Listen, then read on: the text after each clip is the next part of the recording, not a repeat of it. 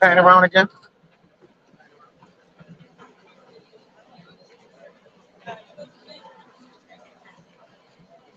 Check it, make sure we're good. Huh? All right, Shalom. Wow. We GMS New Orleans coming back at you with another live count. Prior to get started, as we always do, we like to give infinite honors and prayers to Yahweh, Bahasham, Yahweh Shai, Bahasham, Rakakadash. Double honors to the elders and apostles of Great Millstone. Salutation to the alchemists that's pushing the truth and sincerity. Lord willing, this video be edifying first and foremost to the whole elect, then to those that cleave to the body. And as the times and the seasons are at hand, the Lord have given us signs in the earth, all right, to show us that the end is nigh. Give me Daniel 5, hold on deck, where it says, meaning, the Lord that numbered thy kingdom and finished it. Gotcha. Give me Job 14 and 5, all right?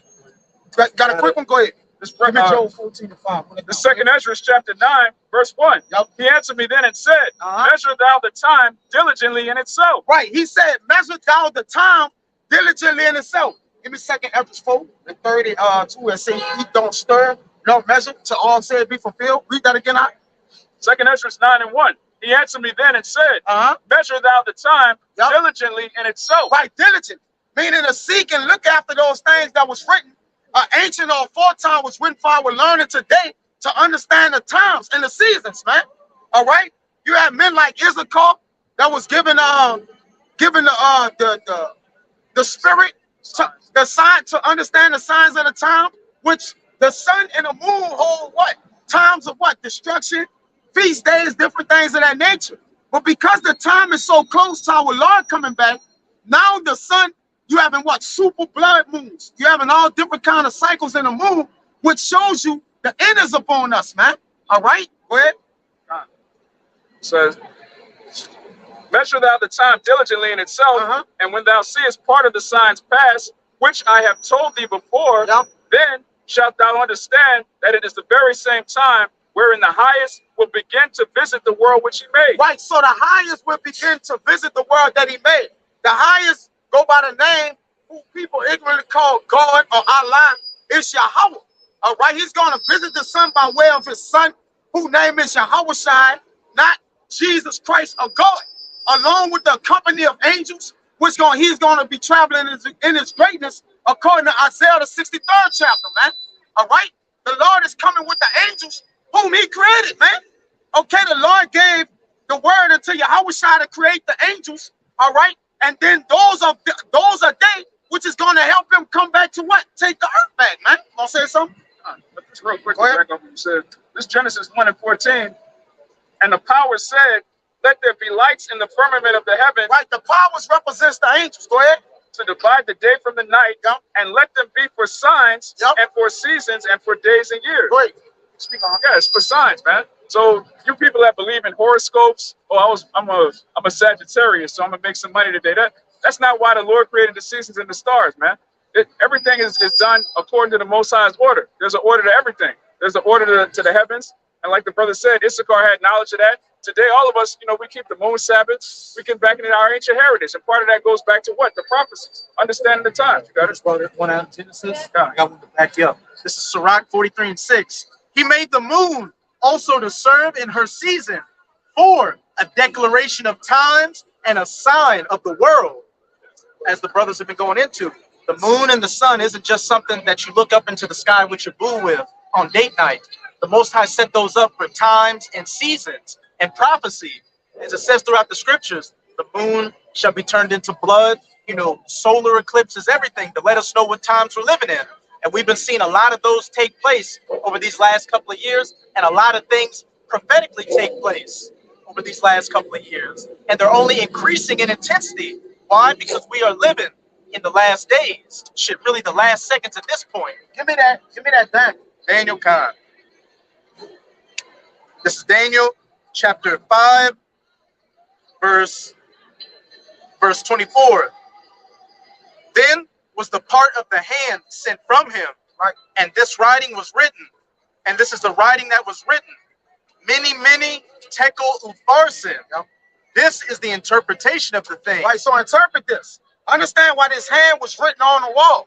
Hey, you got the old cliche, the writing is on the wall. All right, once it's etched in stone and in the wall, it can't be etched out.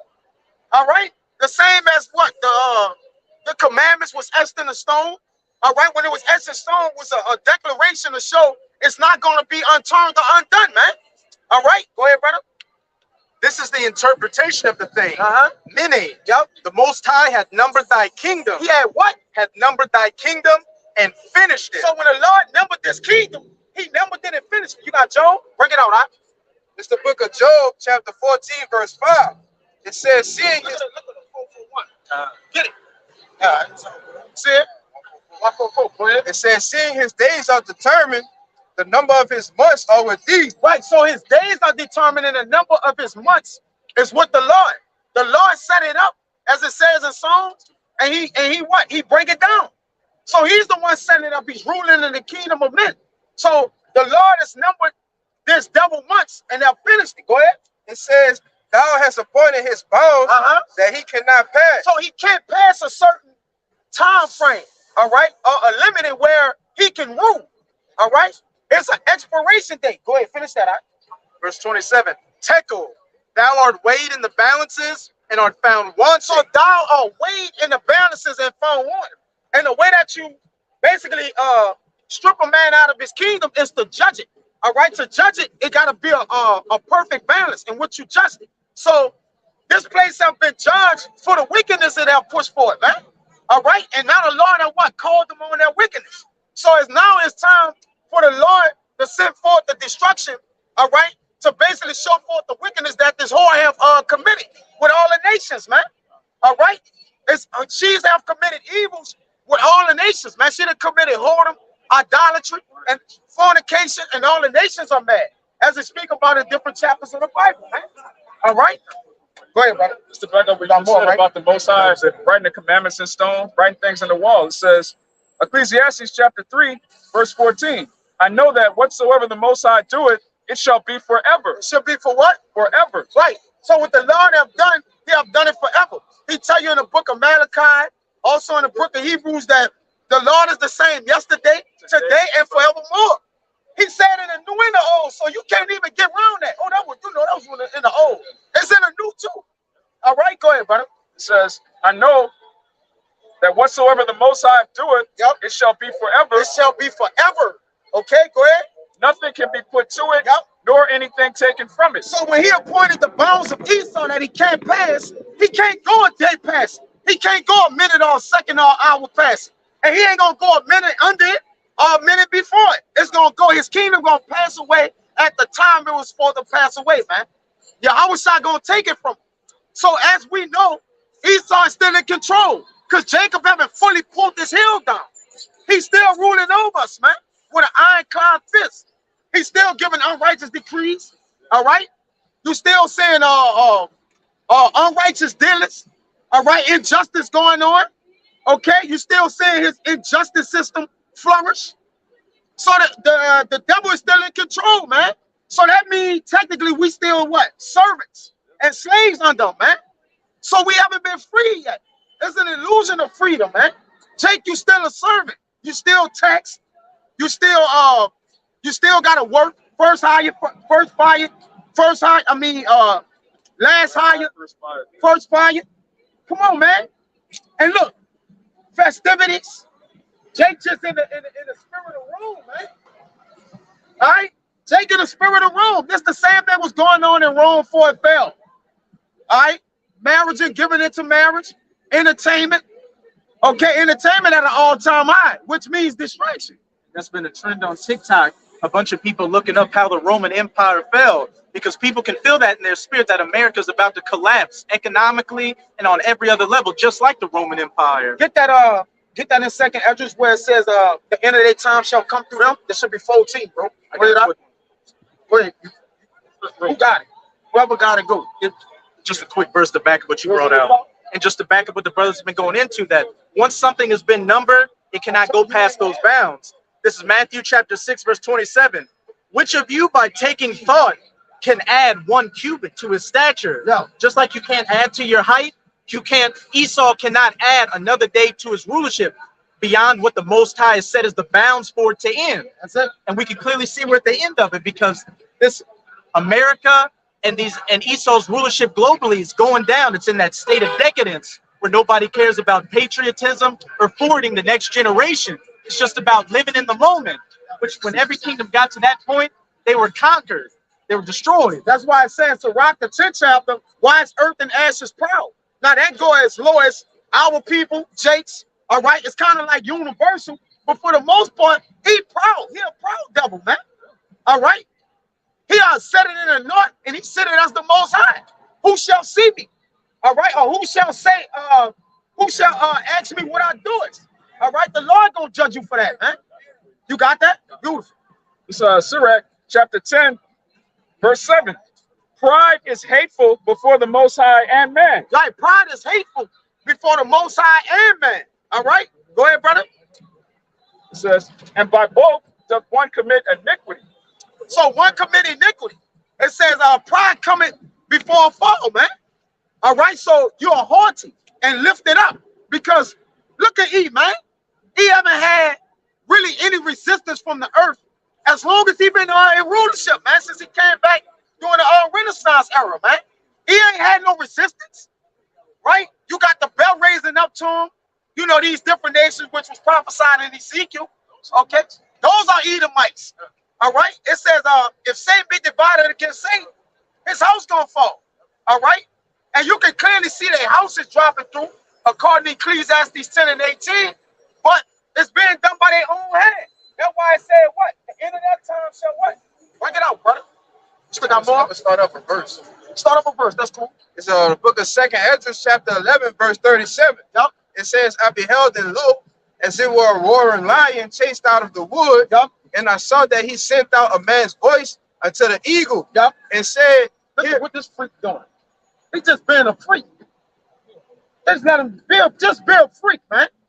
Go ahead, brother. in verse 38, it says, Here thou I will talk with thee, and the highest shall say unto thee, Yup. Art now thou it Yo, that remainest of the four beasts, right, whom I made to reign in my world? right. So the Lord cause the this is the ancient Roman Empire to reign in his world for the rulership. Go ahead, brother. It says that the end of their times Yup. might come through them. So the end of their times is going to come through them. You got the guy who created you got the Oppenheimers. You got what is his name? Abraham Esau. All right. They're actually, it says that he created the smith that blew the coal. These scientists are helping themselves to their own demise, man. All right. They're looking for we just got these, like the elder always say, it's not gonna be a silo that's not open, brother. And the ones that don't get open, the ones that hit it gonna open it up, man. All right, it ain't gonna be a missile that don't get launched, man. Joel 2, it says what? There have not been any the like before, and neither shall there be any after, because every single missile is going to get used They gonna get when used, they fire them. right? They're gonna get used. Okay, so you got these devils helping themselves kill themselves. It says, the one you like, a man that envied himself, it's a right or whatever. Why the man that's in charge, he envy his own self, man. Okay, the man that is charged, where is devil at? He have set up this depiction in the earth. All right, that's one of them. All right, he have covered the faces of the judges thereof, according to First Maccabees. Okay, and what he have done, he have set himself up to be the chief of the earth or the ruler of the earth. But what he hide? Okay, he hide himself. He set up other people to be as if they're in charge, man. Presidents, all right.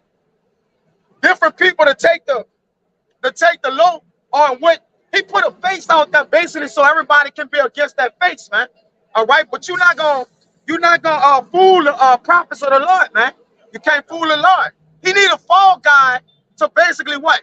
Show forth through his wickedness, man. Okay, everybody gonna get on this guy, Bill Gates, Donald Trump, Biden. All right, the different and these Putins and Kim Jong-uns of the world, that Netanyahu or whatever his name is, man.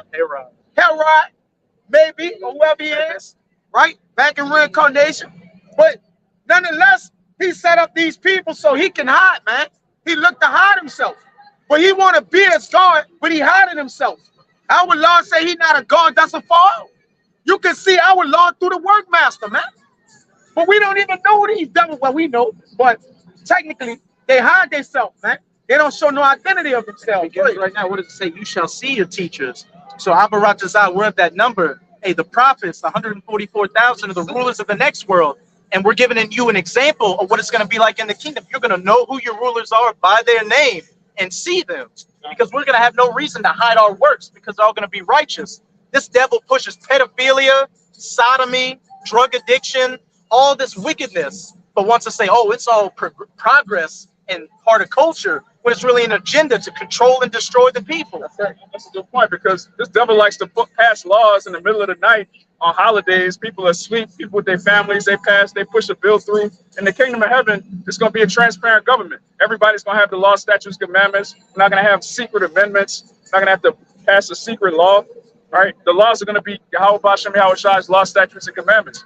But this is you had mentioned this Sirach 14 and 5. He that is evil to himself, to whom will he be good? Yeah, these Edomites are evil to themselves. They poison the air that their children have to breathe. They poison the food that their children have to eat. So how are you going to receive justice and righteousness from a man that's evil to himself? He put his own people in slavery, man. The Rothschilds, they put the so-called white man in slavery, man. Just like Pharaoh did. Pharaoh enslaved the Egyptians. They orchestrated World War I and World War II, where they got Edomites to kill each other off in mass numbers, tens of millions. So you're looking for justice from this man that hates his own people. It says even the war of the North and South. Yeah, that was all. The Civil War was orchestrated by the elite bankers. They controlled both sides of the war. Even you down south hicks that don't know shit, they practically. You go through history and practically through my man Houston Mullins, he shows you how they gave them defective guns and shit in order to fight that war, and they actually supplied the North with more money than the South to basically destroy you. Then you got other main characters like Abraham Lincoln. Them guys don't want to play ball, what they do. They give him NyQuil, man. John F. Kennedy. The permanent. John F. Kennedy. Want to change it? He want to change the FRN notes or change the dollar and get it back by gold and silverback? NyQuil. Yeah. All right. And then they set up other characters that we know as what's her name? Harriet Tubman. Harriet Tubman was an agent, man. She was a spy agent working for a guy by the name, I think his name was John Ross. This guy was actually coming from over there from the elite bankers. Had a job to find spies to work both sides, man. You tell me how can a black ugly devil as that get Edomites in the barn telling them orders and working for her, a black woman? Okay, It's a fairy tale. she was paid $2,000 back then. That was a lot of money for that era. She was paid $2,000 to do what she do and to have an underground. How's underground railroad? It was already set up for that to happen, man. To bring what? To merge chattel slavery into what? Corporate slavery. To make everybody a slave, man. And that's what they did. Institutions like the railroad system, that shit was set up. The union, the war of the unions, man. But Jake don't know shit. You Edomites don't know your own history, man. All wars are bankers' wars. Don't give a damn how small they are. The bankers control both sides. Debt is a big thing to the bankers. It brings forth this money. Go ahead, what you about to say? I was going to ask you. If Harriet Tubman freed the slaves, where are their descendants? There should be some free Negroes walking around here that descend from the slaves that Harriet Tubman so-called freed. But that doesn't exist because it's a fairy tale. All right. Michael King, who changed his name to Martin Luther King, he was set up by the Rothschilds, man. All of you so-called black leaders, your black heroes, E.B. Du Bois, Frederick Douglass, that nigga Marcus Garvey, he was a Freemason, man. This was a Edomite. Yeah, he was Edomite. Frederick Douglass is an Edomite, man. His father's a so-called white man. Yeah, just because that nigga had that nappy nigga hair don't mean shit. Yeah. What this nigga about? His mom was a Jake. Slave owner that raped his mom. Which W.B. Du Bois was an Edomite too, man. It was a tear. These are all tears, man. And then this devil set up.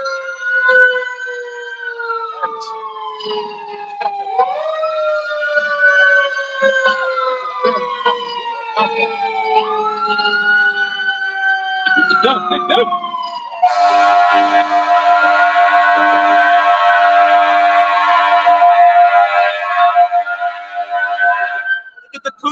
look at the traffic. That's a massive Boston. Look at black woman on the fucking phone. I'm gonna rain over her black ass. Slash your proper like Grand Theft Auto 3 when Hey, but see- China got the blood trail. See, this is the times we're in, man. All right, where true knowledge is coming out. Like the brother going into all these fucking so-called leaders were set up to do what? One agenda on to deceive you niggas. All you niggas believe that we got the NCAA, the NAACP, which is set up by who? Gutter rats. The gutter rats, Emelec, set it up in 1805, man. Then they put a black face to it by 1905. All right? And you niggas thought y'all had a piece of the pie. Nah, man, you've been deceived from the beginning. You was never free, according to the Emancipation Proclamation. That don't mean you free. That just was a transfer of ownership. It's like if I had a car, you want to buy my car, I do what? Sign the pink slip over to you. Does that make the car free? No, the car is going to a new owner. And that new owner was what? Corporate slavery, man.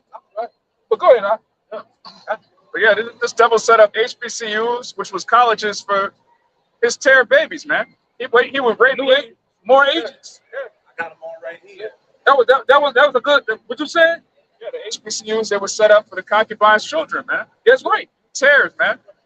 All right, and to make them what? New agents of the system. That's why I say we went into it last week, putting that cap on the motherboard. All you become is an agent for Babylon the Great, the so-called white man, and they keep you in the loop. And notice you brothers notice that the new thing amongst the corporate world, they want you to have gone and got credited in college. If you don't, you get looked down upon. Can't get no position. That's how they keep that brotherhood amongst each other, man. Fraternities, the Greek fraternities, going back to Greek, man, ancient Greece. Now people are hella, black boulets. Those colleges are really set up for debt. Everything is about money, right? America was founded on what? Interest. All right. These main banking families deal with interest. If we get the interest and give you something, you can't pay the interest back. We own what you have now. Everything is about ownership. And if they can't get ownership, they're coming up against you. Them devils can't get in Iran. They can't get to that banking system. What they gonna do? They gonna go up in there, man. They gonna call something out to go in there, man. All right. Well, attempt to. Cause when they go in Iran, we well know what that's gonna start. All right. And they know that. But anyways, the interest is a main factor in how they move and what they do, man. It's a money thing, man. Everything is a money grab. You control the money, you got what? The people. Right, go ahead, you got it. Proverbs 28 and 8. It's Proverbs 22 and 7. Go ahead. The rich ruleth over the poor, and the borrower is servant to the lender. And who's the borrower? And that's why they want you to go to college. Everybody went to college, and their brother I asked, they in debt. I'm like, brother, they played us, man. They played everybody. But they sold you that dream as if you can be this, you can be that. And then you got out of college owing so much debt, you don't get a job, or if you do get a job, it's underpaid, it's underwhelming. You can't even use it. Any check, anywhere you work at, they garnish your check. So you're what? You basically you subject into the system. You just in the system and everything. Then Jake lose jobs, so he don't keep a continual payment going on. And guess what? The interest go up. The interest still gaining, which is usury. According to the scriptures and the law, usury is unrighteous, man. You know, but go ahead. It says, You got it? Proverbs 22 and 7, the rich ruleth over the poor, and the borrower is servant to the lender. Yep. And another word for servant is slave, man. You enslave people when you force them to be in debt. All right? Yeah, employee is a slave. That's a good point, man. Like, you're supposed to have land. You're supposed to inherit land from your father. You're not supposed to have to work, man. That's a curse going back to Genesis. But that what a lot of you niggas did, man. In the times of being free of slavery, you gave up your lands to go across the railroad track to deal with Mr. Charlie. You niggas had your own schools, you had your own cattle, own land, own everything. Niggas went from working that John Deere tractor to go and work for the man. Instead of dealing with black owned, you went across that railroad track, deal with the Charlie, made him into whatever he doing, whatever he into a mold, he made it into a goddamn mold. Cause you niggas are big money. You know? Whatever empire enslaves Jake, it's gonna be rich, man. What Rabbi Finkelstein say? What about a nigga? Yeah. Say, give a nigga a contract, Barbecue. give him some barbecue, he can two-step. All right? Ain't nothing special about a nigga, man. And you buy up, you the main consumer of all the bullshit. All right? When this store right here puts a new exclusive Jordan out or whatever out, this line's around the corner for this bullshit. This China made shit, man. That's it. You niggas bust each other in the head over that shit.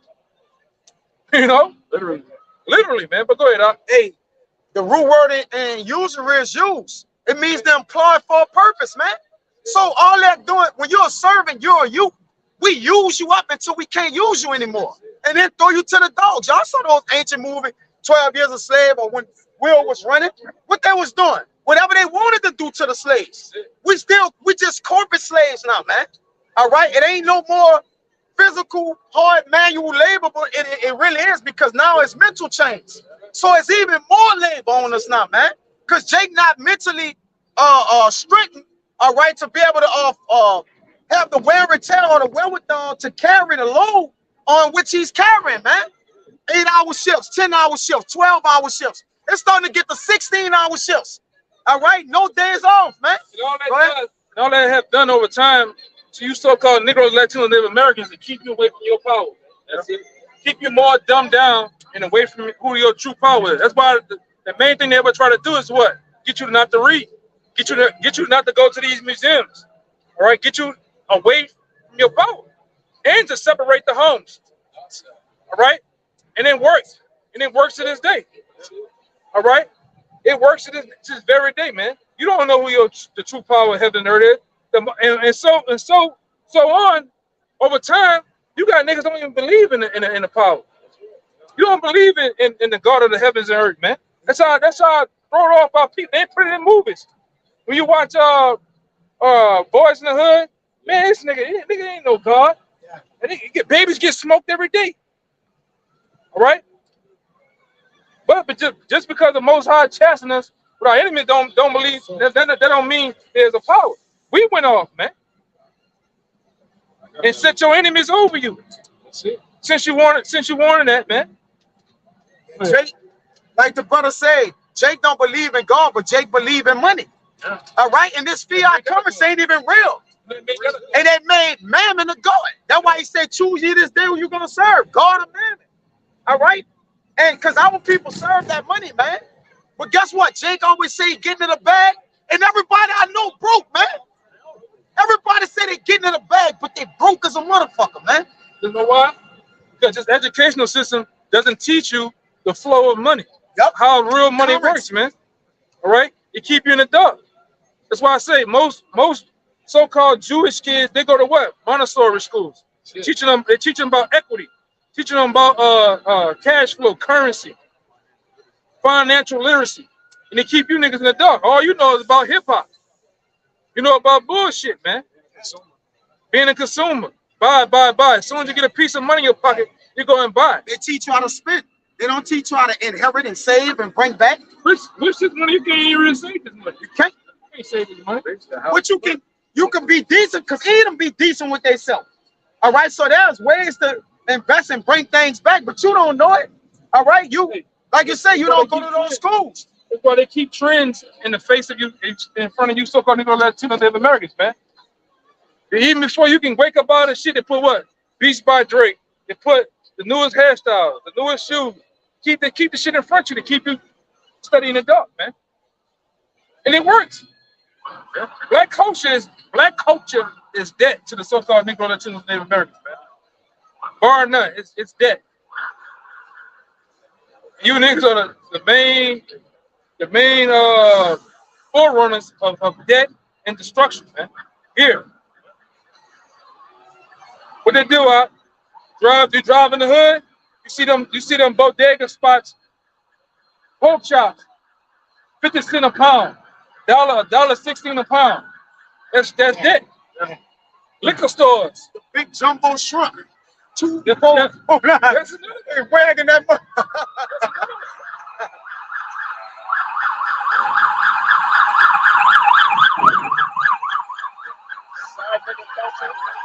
Yep.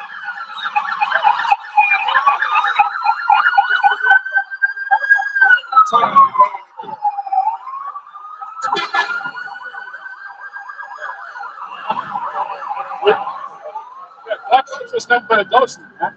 All right, you got side niggas, all right, which is adultery, Cancel culture. cancel culture, whoredom, idolatry, all right.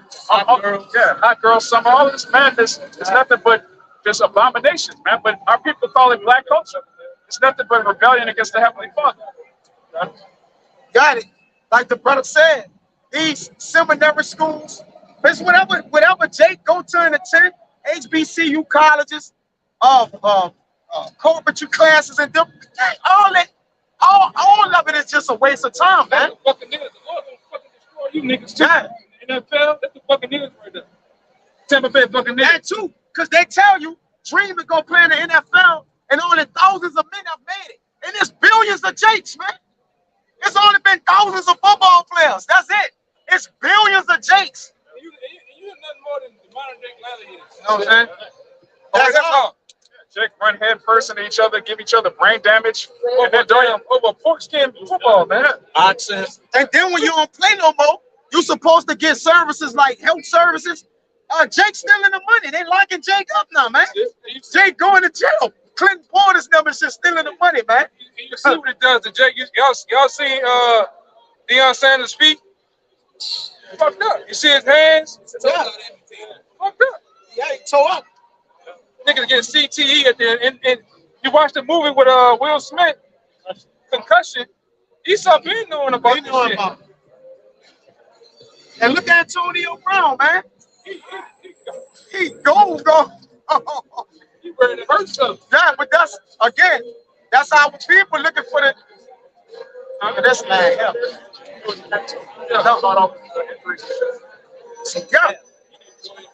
Yeah, he a freak, man. Hey,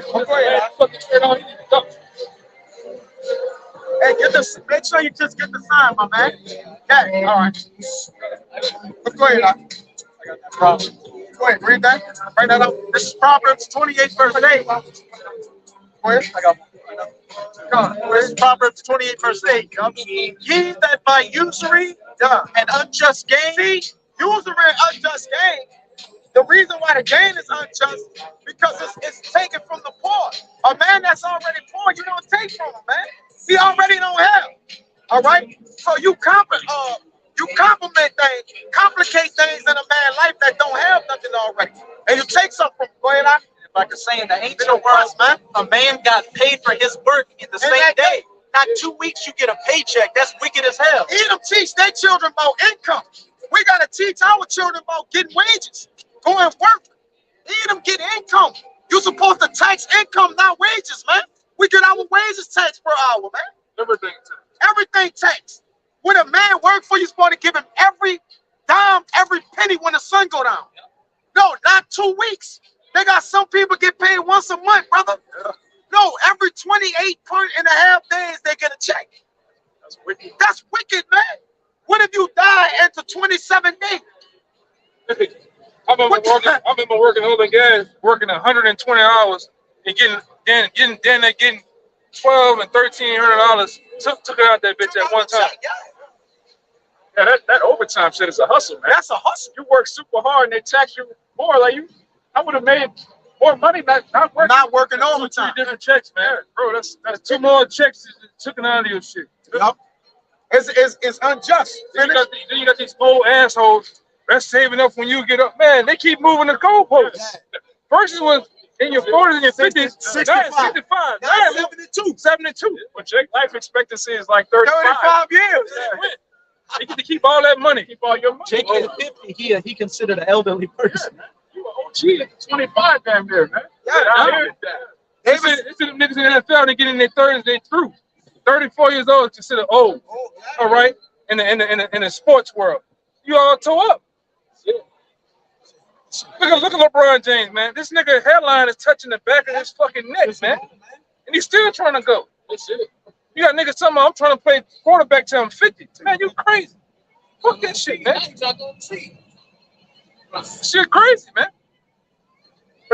But they keep you slaves in that mindset of just keep going. Like this brother, hey man, we got people in our family. These niggas just don't want to retire. Niggas scared they gonna die, man. Yeah, niggas just keep going. I don't want to stop. Nigga got gout, high blood pressure, diabetes. All right, that colon in their rectum is steady itching. Niggas gonna stop. You already got a $500,000, $250,000 in the bank. Man, go enjoy that shit, man. Get the fuck out the way. For the stock market crash, you don't get a dollar, man. Hey, I done worked twice. In 2008, the stock market crashed.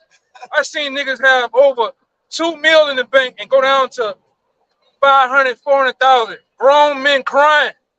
I seen grown men cry over that W. What you ain't supposed to put your money in a 401k any goddamn way. 401k was set up to keep these corporations alive when the stock market do implode by putting your money into shares and stocks. You need to put your money in really in a Roth IRA, all right? Where you can go in and take, you ain't penalized. You go into putting your money into that shit, you get penalized. I did it. When the stock market crashed, twice on me, I tried to go get my money out, penalized. You go from having this amount of money, it penalized you this much. You left with shit. But they don't know, but they don't teach you that shit though, man. The borrower is subject to the lender. All right? It's all and what Finkelstein say is all about the shekels. It's all about the shekels, man. And the interest. In the interest. Don't need the He interest. said that. He said in the interest. And the interest. He said, yo, we just get the interest off. They don't never gotta touch their money. They can live off interest. Yeah. Like the interest that they put on these different countries, they take people resources from interest. You know what these devils do too? You people, you getting if you do it, an insurance policy. These devils get insurance policy where they can take from the insurance policy and put it in their pocket, man, and don't get penalized. The money still broke. While you just, which remember coming up, we used to see the insurance man come to the The neighborhood. suitcase, the white Big white business. man. Nobody robbing me, Nah, but they'll rob me. I ain't got no money. you get out with that briefcase and that Cadillac and go all throughout the project, man. Everybody. That's just the insurance man. He good. Walk out that thing, 150 in a suitcase. Nobody ain't robbing, man. And he'll be by himself. A dorky white boy too. You know, you niggas were putting $4. You do all that insurance, only get $4 and $6. You can't even get a casket for that, man. On the real. And Edom get paid when you die, man. You get paid when you die. The casket sky high, man. All of these companies, they have insurance on their employees, man. If you work for a so-called Fortune 500 company and you die, the company gets Get money. paid. They get money, yeah. You don't. All right. The same They'll thing. give you a little something, but they get the majority. They'll give you some. When You know what it is. When was the start of that? When was the start of that? Happened actually in slavery. Yeah. All right. When a slave, when the white man was coming to Africa to get the slaves, he got to the point he was overbearing. Fucking kick the nigga off the ship. Get eaten by sharks and shit. They wouldn't get no money. Then what they did, they came up with the smart plan to do what? Go to the Lords of London, the bank, and insure the boat and the slave. So even when I kick a nigga in their ass off the boat, I'ma still get paid for that, man. And guess what? A couple of years ago, the Lords of London Bank said we so sorry we was a part of that and did that. Who financed it though? Mara M. Shaw Bauer and the elite bankers or the Rothschilds. The bankers. They funded the transatlantic slave trade. Then, like I said, then they came up with the plan to insure the product. That's why what his name is, Willie Lynch told you. Oh yeah, How do you make a slave? How do you embody and control a slave? They already sit that letter out. Y'all niggas y'all just kicking a nigga in the ass for nothing. They ain't getting nothing back. This how you gotta do. He sent it down south. Yes. They was handling business. They knew how to. They was working it like he said. A dead slave is not a good slave. You need the slave up and working, man. Stop beating him, chain his mind up, and he'll work for you, bro. I see the Jakes. You know these niggas, y'all. Now you know them good. Them niggas gonna get that Cadillac, right? They be 70, 80 years old. They just finished paying their house off and have a Cadillac and work 40, 50 years. Yeah. And they don't get nothing but at the end of the month, $1,000 check or 1,200, and they go work a little job cleaning the bank up when it closes or something, man. Welcome to Walmart. Welcome to Walmart at the door checking receipts, man. Stupid shit. That's it. That's it. That's your life here, Jake. You people on this sign. You gonna work till you die, man. You gonna slave. You gonna slave when you leave, man. What Swab guy said? He said you gonna work and have nothing. What do you say? Something Yeah, about you gonna have nothing and be happy. You are on nothing and be happy. You gonna own nothing, but you gonna be happy, man. The church is gonna follow you all the way to Yeah. It tell you that in Genesis. It says, from the sweat of thy brow, thou shalt till the ground. From the dust thou came, from the dust shalt thou return. you don't own shit, man. And you don't own nothing. You don't own yourself. You're property of somebody. What are you talking about? Yeah. When you look at it, you don't own your children, you don't own your house, you don't own your car. You'll never own that house you're living in. As a matter of fact, on top of that, like the verse said, you don't own yourself because you, as an entity, as a person, or what, you are traded on the stock market as a corporation. Anytime you get any information coming from the government, what happens to your name on any document? It's in capital letters. That's it. Which goes back to Capitis Demonis Maximus. All right, which goes back to you being you're a slave, man. That's it. And you're traded, like I said, on the stock market. You know? And even in the NFL. Look. He worked He worked all his life for that, man. Bones hurt. He had one of those Steve Harvey's fucking hats, man. Nigga, the flower in the bitch. He had 3 different surgeries on his clavicle, on his hip. He barely walking around the house. His wife don't love him no more. She stopped loving him in the 70s, man. Yeah. She just stayed with him to get the money, man. When he come in, smelling like fucking what they call them? Them balls. Mothballs. Coming in, smell like mothballs. And bingo. She go upstairs, man. When he come upstairs, she go downstairs. She always, you know. You still got them old ass shirts staying with him. That they ain't fit this, man. Yeah. Hey, brother, what you think about hidden colors? Like, talking about the second line.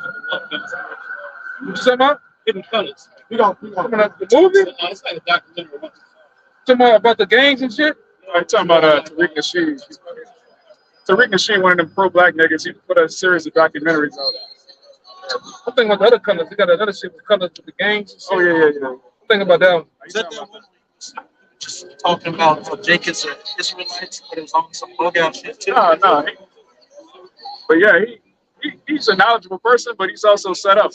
Yeah, they all set up. Like his whole thing is he has that term FBA, Foundational Black American. Yeah, he knows we're Israelites, but he's still pushing that black shit.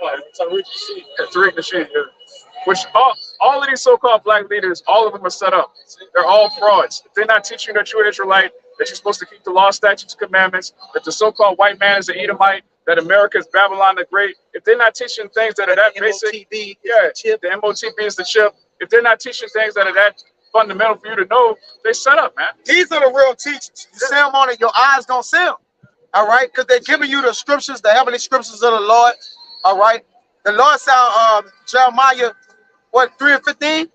All right, that he shall give you pastors according to his heart, man. That shall feed you with wisdom and knowledge. Our people always looking in a direction where they shouldn't look at, man, because they're not guided by the right foundation. Or the spirit of the Lord got to be around you to bring you to the words of truth, man. All right, there's a lot of wisdom and knowledge out here, like it says in 1 Corinthians, where are the scribes of this world? Like the people of this world that do guide and lead our people, they want to keep you from the things that don't bring you into understanding and knowledge, man. That's their jobs, man. You got something? Go ahead, brother. Y'all both run it out, so I gotta get this. This is Jeremiah, Isaiah 30 and 20. And though Yahweh give you the bread of adversity and the water of affliction, slavery, yet shall not thy teachers be removed into a corner anymore, but thine eyes shall see thy teachers. And starting with our elder and apostles, all right, coming back from our Bibbers, all right, before that great and coming day of the Lord, all right, he sent forth this men that will come down and what? Restore the spirit back in Israel, the word, all right, of understanding what's coming, okay, who we are, how we would find ourselves back in captivity, man. That was a great awakening, man. All right, and now we able to speak the things to our people to wake our people up who really seek the learning of the Lord, man. All right, everybody not gonna wake up. As a matter of fact, 1/3 of our people is only gonna get up and wake up. 2/3 of our people is gonna stay asleep, man, which is the mass majority of our people. We're not talking about the other nations. The other nations gotta get ready for slavery, man. Right. All right, 2/3 of our people is not gonna wake up. Okay, but 1/3 is. Chiefly starting with the what? The elect. That's gonna help the 1/3 what? Believe on them, man. All right, and come back into the words of the Lord. The Heavenly Father, go ahead. Verse 21. And thine ears shall hear a word behind thee, Yup. saying, this is the way. So now we found the way because we went back to the old path, according to Jeremiah 6:16 of our fathers, man. So when we look back, we found how we need to go forward, man. We didn't look ahead to see where we needed to go. We had to look back, all right, to see where we had to go, man. And what direction should we travel in? Because what was behind us let us know what's ahead of us, man. And that's why we can speak of the things that come, man. And through the Spirit of the Lord, obviously, right? The Rakakwadash, having that unction unto us. Go ahead, bro. The things written aforetime were written for our learning. Yup, a fork back, right? You can't go forward, all right, and without going back. We had to find ourselves, and we had to what? Remember ourselves. Go ahead, brother. If you don't know what's behind you, you don't even know what direction you're You going. don't know what direction you're You going. have to know what's behind you in order to know, okay, this is the forward path, this is the way forward, man. That's where you came from. Does not say that in Isaiah, what is 41 and 21, if I'm not mistaken. The Lord required You required that which is past. Come. Yeah, but the Lord tell you, because you got a lot of these niggas that say, I'm a God, but don't know, Produce your cause. they don't know how to produce their cause. They don't know, in order to be a God, you have to know what? First and foremost, the past, the present, and you gotta know the future, man. All right? And through the Yahweh Shah, we have those attributes. We possess that knowledge, man. That's how only now we're doing what we're doing now is a low form of spiritual powers, man. We are becoming the gods of the old world, man. But what the Lord said, you're a god, but you should do what? You should die like men. Now we're doing what? We got the knowledge to know how to be to where we're not gonna die, man. You know? Let's tell it. So like you know, like as a mom and dad would be like, Oh, so damn. yeah, like you family would be like, Hey, that's typical. I was checking it on. let's say I told him I was giving them advice as like the actual name of God. So it's like in order to get the power, you would have to see the actual name of God. Like in the English term, right? That's Well, technically, right now we call upon the name in the Lord name in the Hebrew tongue, Yahweh Shai. All right, but ultimately that spirit gonna come upon us, man, when the Lord do return back unto us. Now we speak in the name and we're coming into it. All right, but ultimately when we have the name and we be back in huh? I was saying like say Jesus. He was saying the name, which name to call him on.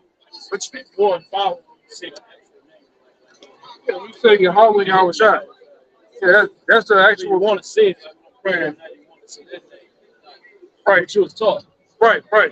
Yeah, you know, get X. well, Get X. you gotta get your wife. Yeah, because when you pray, it's no somebody get the Sirach. You gotta get the Torah of Sirach. Because when you pray at night, it's a way to pray. No, we don't pray. We don't pray like the average Christians pray or the Muslims.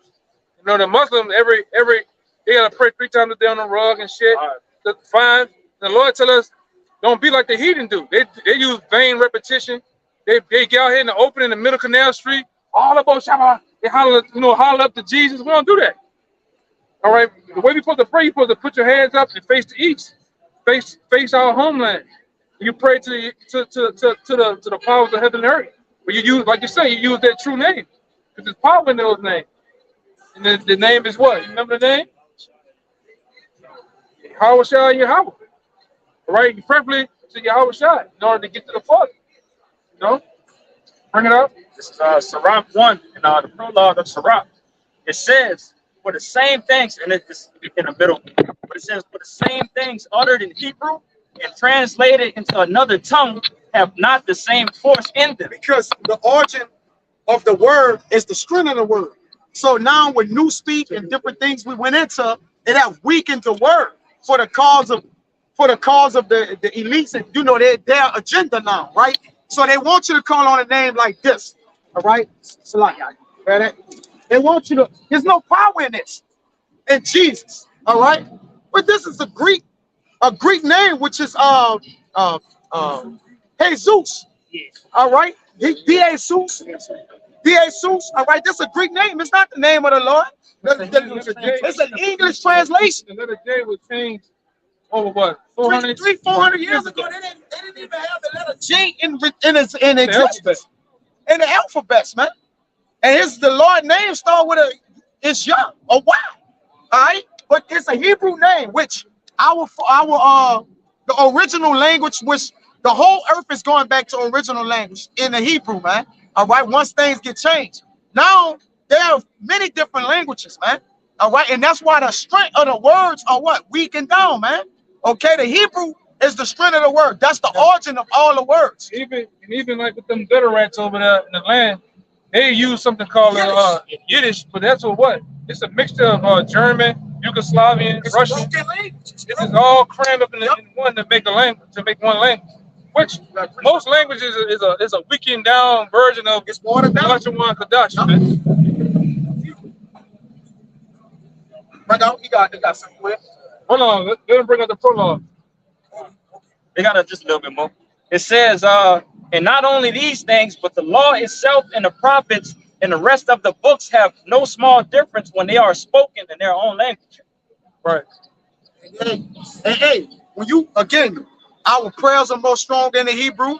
Now, I'm gonna say this too, all right?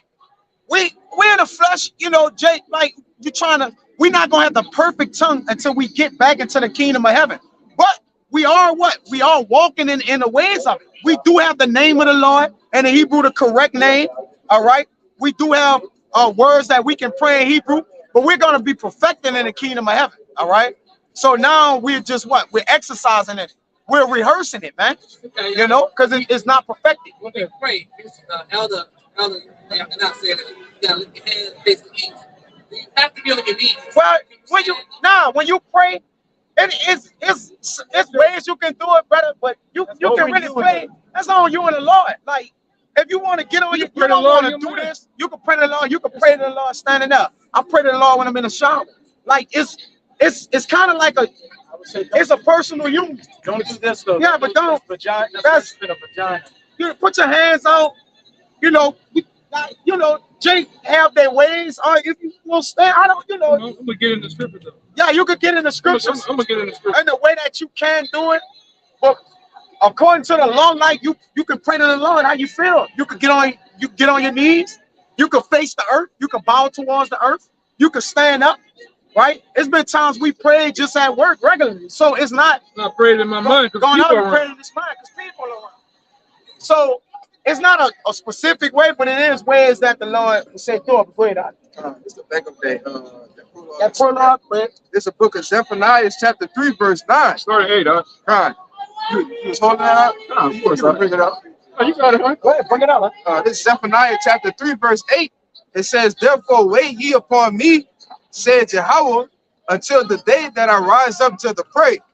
For my determination is to gather the nations, that I may assemble the kingdom. Right. That's going into World War III. This is a prophecy dealing with the Israelites waking up in the last days. So the Lord is gathering the nations in the valley of Jehoshaphat, Yahweh Shaphat. This is a prophecy going into right now. Read verse 9. It says, to pour upon them my indignation, even all my fierce anger. For all the earth shall be devoured with the fire of my jealousy.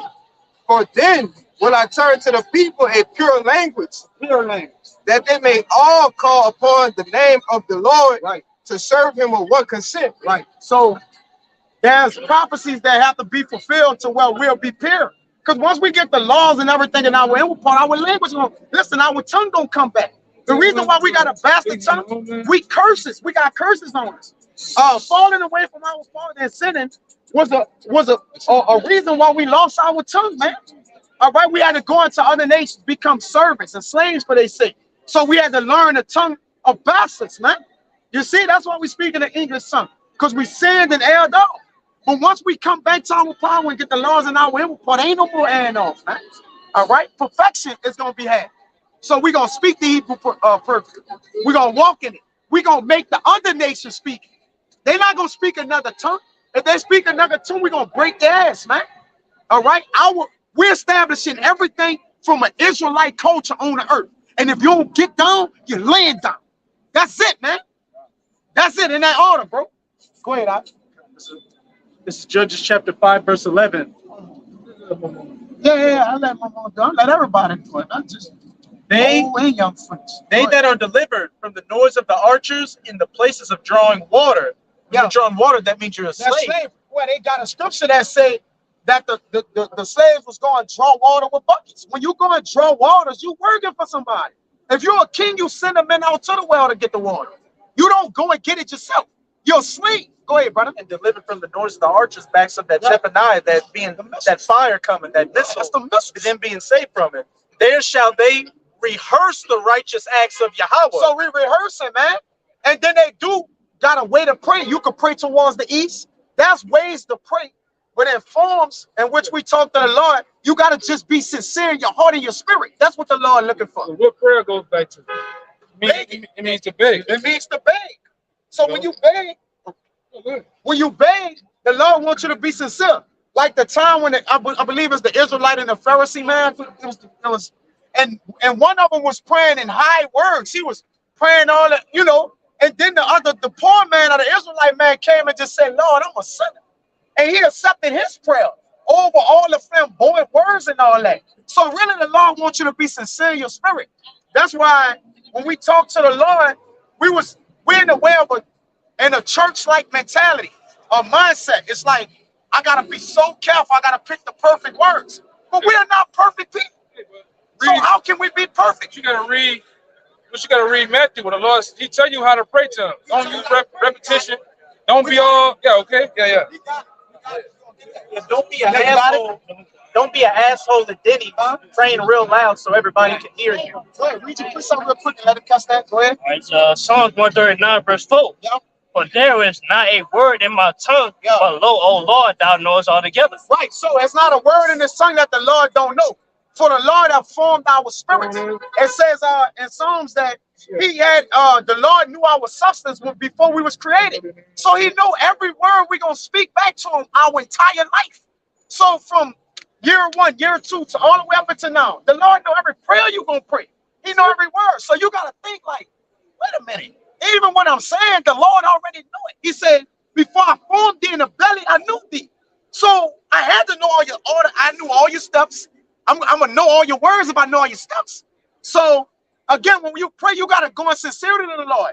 You can't play around with it. When you pray to the Lord, really pray to the Lord, man. It's a relationship. What he tell you in the scripture? He said, I'm looking for him that of a contrite And heart, a broken spirit. a broken spirit.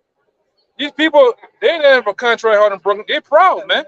They're thinking that whatever they're getting in this life is through prosperity, right? And boasting and being ultimately in this society to be a sinner is the thing to be. So what they do? Saturday night, they wall out on that street and then go Sunday morning and pray to the Lord, man. Some of the most freakiest people is in church, like the elder saying. You got some of the most wickedest people that go to church. They be a demon 6 days and then go into church and scream hallelujah all day, man. The pastor a freak. Yeah, The pastor, the #1 freak, he a grade below the Pope, a little bit under the Pope, man. He just a black Pope. What he doing? He's freaking off on the boys, the women, Yep. other men's wives. The scripture tell you that you ain't supposed to deal with another man's wife like that, man. Yeah. What he do? I'm taking Sister Jackson in the room. Yeah, and pray for her and pray. And then what he doing? He all on the goddamn desk, man. Nailing her to the goddamn desk. You know? Yeah. He didn't got the usher woman pregnant, the nigga wife pregnant, Deacon wife. and the deacon wife pregnant, man. Everybody on the front row deal with the pastor. That's facts. But then he get up there and say what? This too shall pass. Yeah. That's what niggas say. This too shall pass. We gonna deal with this in the house of the And Lord. he forgave Eddie Loon. He did. Bro, he was listening. He was freaking He out. didn't. That's one thing that you gonna, bro. None of us advocate adultery in no kind of way. But at least do it with a woman. God damn, nigga, you doing it with boys. You committing adultery with all the boys on the front row. What are you doing? Then go stand in that mirror like this. Yeah, put your shirt on. Yeah, What you, being a freak. Nigga committing adultery with boys, man. God damn, bro, that's past wicked, brother. We don't advocate adultery in no manner. Get it right. Adultery. It's not adultery, it's just better feeling. Well, it's adultery. It's not adultery. no, I'm saying this. I know. Well, yeah. It's pretty much almost sodomy. Man. It's some sodomy. It's abomination. Yeah, Man. it's like it, brother. You right. It's abomination, man. But this is whatever it's some wicked shit. They're right, but you know they're right. But goddamn, bro, this man was wicked, man. Go ahead, I. The prayer one. Go ahead with the prayer. Go ahead with the prayer. Supposed to pray. Yeah, what you got? With that. This What is you got? the one in Matthew. Yeah, y'all get both of them. Go ahead. This is Matthew chapter 6, verse 5.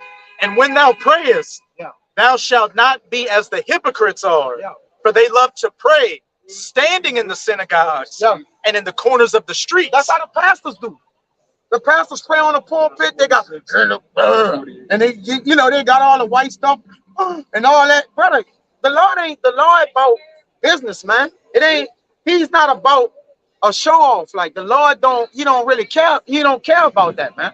The Lord likes sincerity, man. Which is gonna prove. Go ahead. That they may be seen of men. That they may be seen. That's why when the Lord say, He say, pray. Go ahead. Where's gonna take? Go ahead. Verily I say unto you, they have their reward. They have their reward. Go ahead. But thou, when thou prayest, enter into thy closet. Which means a secret place. Some brothers may go in there. That's like a sanctuary. Or in your mind. Like In your mind. You having a rough day. Niggas playing with you at the job. You having a tough day. You can pray to the Lord in your mind without being seen. They don't know what you're thinking, but you're praying to the Lord through your conscience, through your mind, man. You know? Or, you know, getting the car at lunchtime, pray to the Lord. God. Bro, I understand what you're saying, though. I understand what you're saying. Go ahead. Yeah, go ahead. But thou, when thou prayest, enter into thy closet, and when thou hast shut thy door, pray to thy Father which is in secret, and thy Father which seeth in secret shall reward thee openly. So you shouldn't be praying for people to know you can pray.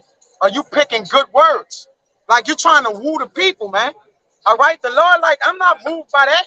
I'm moved by the man of a broken and a contrite spirit, which He gonna bring out the account with the man who head was of a low degree. All right, he didn't pray like the other people prayed. All right, I have a chart in my house that I pray from this chart every day. Is that nah, prayer is originality. So you can't write stuff down and pray. Nah, you can pray like the Lord said. You can pray the heavenly prayer, but the Lord wants you to intimately pray with Him. You know, The prayers of David, you can use different different men that pray to the Lord. You can use that as a prayer. But this is like Psalms 91. I think Psalm 91 or so. You can use that. You can use that prayer. You know? So like, what you mean like a chart? Like so I wrote down some stuff like deliver me from the spirits of procrastination, gluttony. Oh no, you cool. I thought you were saying like a actual chart. Yeah, that I wrote down. No, like I'm saying like you know like it's on a whiteboard. yeah something. All right, yeah. Nah, that's something you put. That's your mind and your thoughts. I mean, you can look at it in prayer. I mean, you know, really, your prayer, as long as they sincere, man, they coming from your spirit, your heart. Like it ain't. Oh, like he said, there are prayers and the scriptures that you can copy and pray to the Lord. Psalms and run is them just a back. bunch of Psalms, prayers. it's prayers. Psalms are prayers. If you read them, it's David praying to the It's Lord. David praying to the Lord, bro. Yeah, but you want to ask Lord for specific things. Like, so you can't really do that. He was asking for specific things, different things, Like destroying the Babylon, destroying the wicked. right? Making you more knowledgeable in the scriptures, things like that, you know? Being more strong in faith, having faith. Those are prayers. So really the prayers in the scriptures cover everything. Ain't nothing you gonna pray outside of probably what one of the elders or apostles prayed in the scriptures that they don't cover. They cover everything. You know, him to get that First King. They lay down. They laid down the format of how things go. You know. Psalms 51, King David said, take not the Holy Spirit from me. And you can incorporate that into what? If you're being slothful, most likely going to take the Spirit from you. So read that prayer, that the Spirit is taken from you, and that can cover a whole host of things. Even Esdras, I think Esdras had a prayer, and it's a prayer in Sirach. It's all over the scripture, man. Speaking in tongues, that ain't real. Now, we can get that for you. Speaking in tongues in the Bible, it's talking about speaking in another language, like Spanish, Dutch, Mandarin. But the Lord tells you when you speak in another tongue, one must interpret of what He just said. And those people in the church, they say, what you just said? They can't tell you. They're just saying a bunch of gibberish, a bunch of bullshit. That's not according to the Bible. We don't get that in Corinthians. Let's get this real fast. You know, we're gonna stay on one topic, then we're gonna move to that. Go ahead, This First Kings chapter 8, and I started 46. If they sin against thee, where there is no man that sinneth not, we're all sinners. All right. It says, and thou be angry with them and deliver them to the enemy, which he did, so that they carry them away captives unto the land of the enemy, far or near. So this is King Solomon saying this is what you should do if you're in captivity in a foreign land. It says, yet if they shall bethink themselves in the land whither they were carried captives, and repent and make supplication unto thee in the land of them that carried them captives, saying, we have sinned and have done perversely, we have committed wickedness, and so return unto thee with all their heart and with all what? Return unto thee with all their heart, repent, mind. yeah, All right? Go ahead. and with all their soul in the land of their enemies, which led them away captive. Because in the Bible, your heart is not talking about the heart that pumps blood, that regulates blood throughout the body. Your heart goes into your mind, which in the Bible is called Ba. Your mind. Your mind must be focused on the Heavenly Father. You know? Not your heart. This ain't nothing but in the world, this is nothing but some bubbly emotion, feelings. Right? Go ahead. And pray unto thee toward their land. What? Toward their land. Pray what? Pray unto thee, the Most High, toward their land. Toward their land. Where is our homeland? It's not Africa. It's Israel. You must pray to Most High like this. This is another one. I'm gonna get it. Which thou gavest unto their fathers, the city which thou hast chosen, and the house which I have built for thy name. Pray towards Jerusalem, man. Jerusalem. 58. Okay, God. Read all the way down to 54. God. Then hear thou their prayer and their supplication in heaven, thy dwelling place, and maintain their cause. And forgive thy people that have sinned against thee, and all their transgressions wherein they have trespassed against thee, and give them compassion before them who carried them captive, and that they may have compassion on them. For they be thy people, the Israelites, and thine inheritance, which thou broughtest forth out of Egypt, from the midst of the furnace of iron. Yes. Which is just America is the new furnace of iron. Which was America was set up for what? To purify us, man. Get all those that impurities off us. Being emotional, being weak at heart. All right? Being wicked, man. This is the place, this is the furnace. And it's true to tell you that we're going, it's another scripture how we're going to be in the middle of that furnace. Iron, and I think it's kind of escaped me right now. Furnace of adversity. Yeah, like the furnace, that's another one. Furnace of adversity. Men are tried in the furnace of adversity. Yeah, that's played out here. All right, go ahead. It says, and it was so that when Solomon had made an end of praying all this prayer and supplication unto Yahweh, What did he do? he arose from before the altar of Yahweh, from kneeling on his knees. From what? That's your question. That's your answer. You asked about kneeling on your knees, right? What did he say? From kneeling on his knees with his hands spread up to heaven. That's why you say Yahweh, Ba'ashem, Yahweh Shai. That's why we do that, man. We do this for a reason. All right? We turn to the east. All right? Towards our homeland. And do what? So kneeling on You don't, You don't have to, but that's something you want to do. It's cool. You could be in your room, in your house, in your tent, and you want to face the east on your knees and pray to the Lord. That's cool. That's cool. Go ahead. You got some more in that thing though. Okay. It says, and he stood and blessed all the congregation of Israel. Yeah, that was it on that. Go on. And let me ask you this: if Yahushua showed up right now, how would you approach him? How would you respond? Like,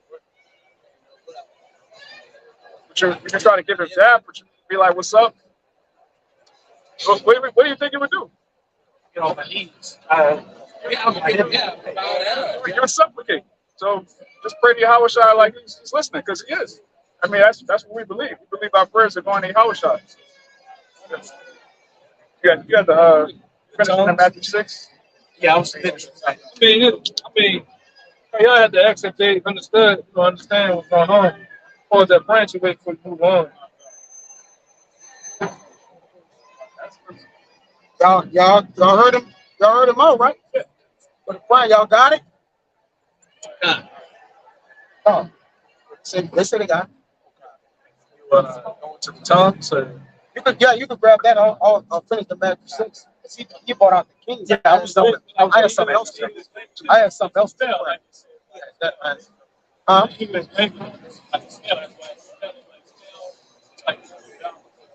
Yeah, it's just a bastard tongue, more or less. You know, because the Hebrew tongue is the original.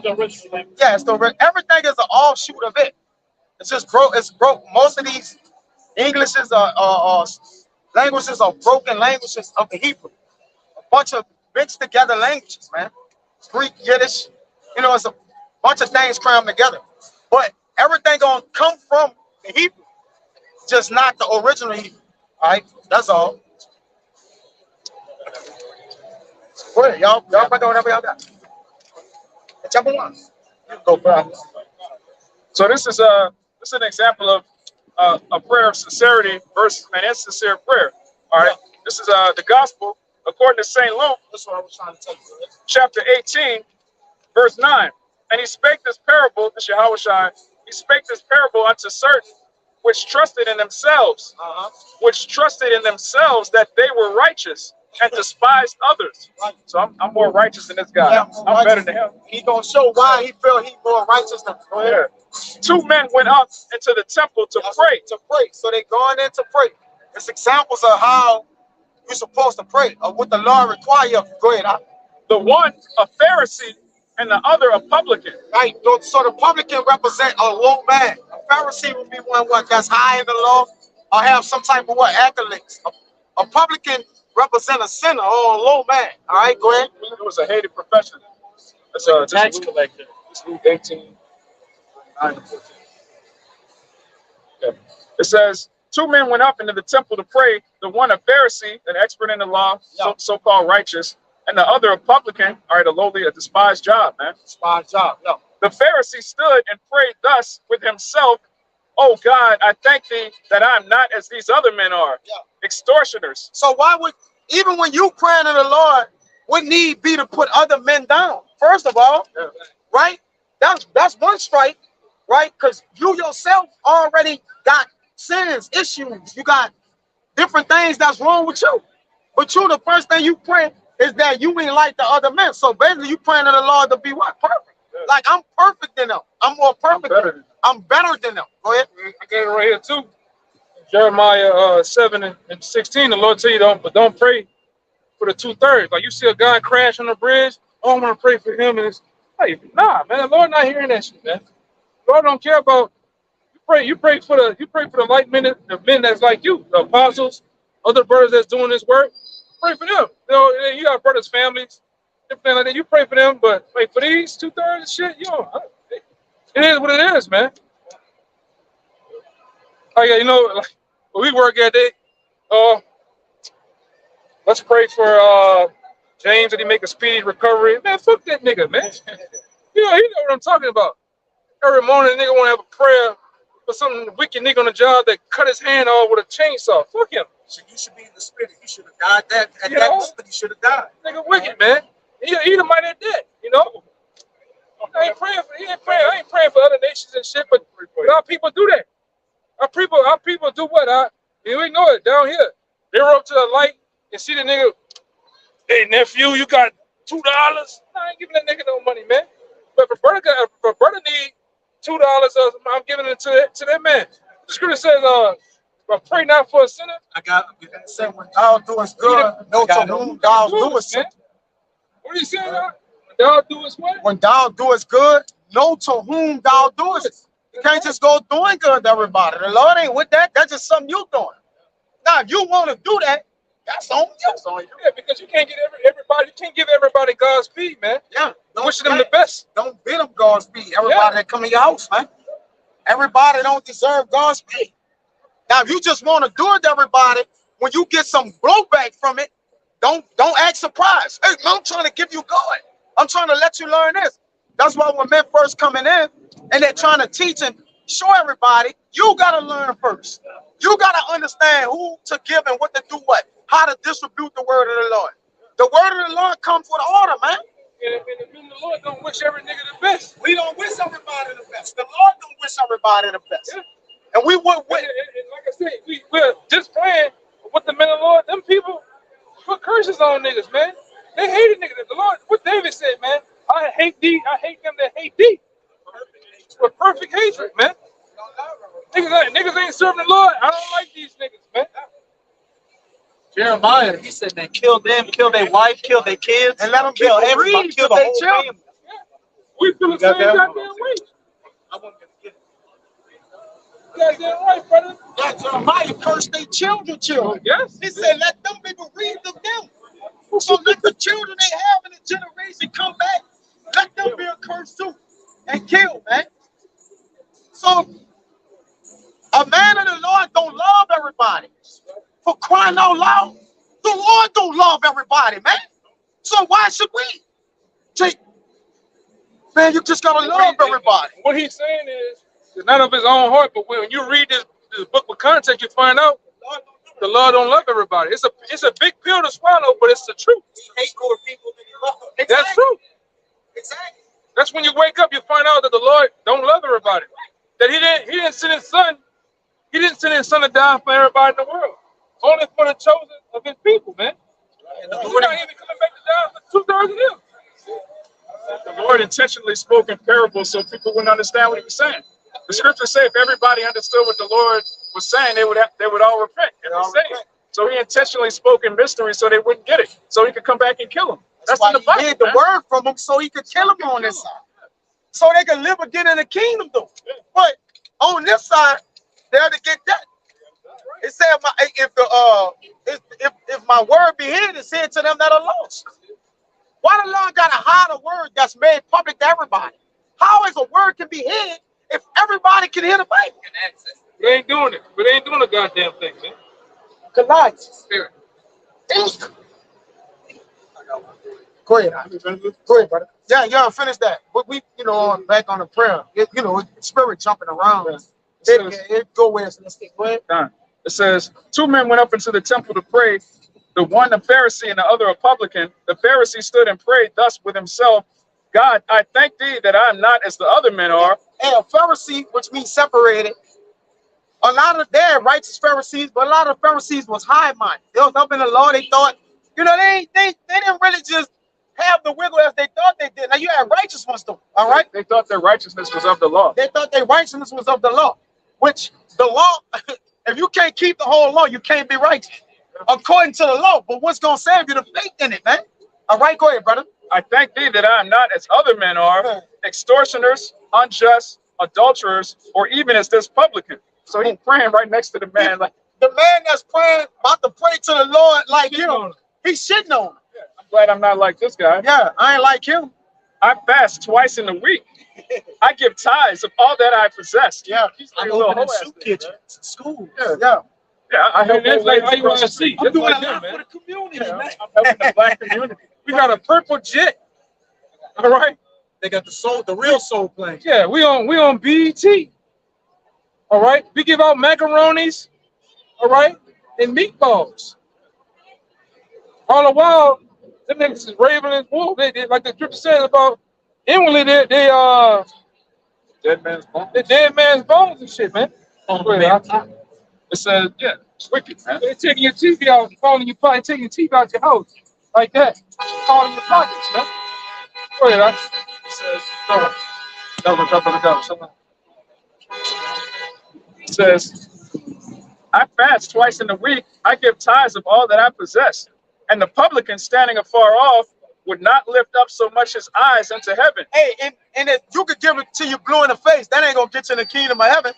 Here, a man could give everything he have, and the Lord still like, I ain't you ain't never chose. I never knew you. So giving ain't gonna get you into the kingdom of heaven, my man. All right, you know, they got people that believe in prospect giving and getting back. Nah, man, it's all about having the spirit of the Lord, man. Go ahead, brother. A lot of them give back and don't even know the name of the Lord. They don't know the name of the Lord. They call they call that nigga right there, Sweet Jesus. Extra hot sauce and barbecue sauce, man. They call that nigga right there, man. And don't know a damn thing. These millionaires, these billionaires, they call on that guy. And don't know the name of the Lord. What profit you to be a millionaire and billionaire, you don't know the name of the Lord. You're giving back. But the devil does answer prayers, though, right? Huh? The devil has power. Satan got power to answer prayers for those who fall on that name. Yes. Yeah. This is in order to keep you blind, keep you away from the real problem. Right. You know? Go ahead. And this publican standing afar off would not lift up so much his eyes unto heaven, but smote upon his breast, saying, Yahweh, be merciful to me, a sinner. Yeah, a what?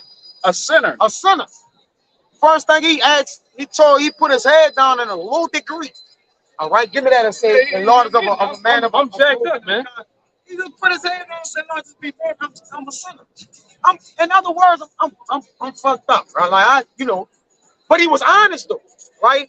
He came in sincerity and a low degree, and that's what the Lord is dealing with. Men that's of a low degree. And that's why we say we give a salute to those sincerity and truth.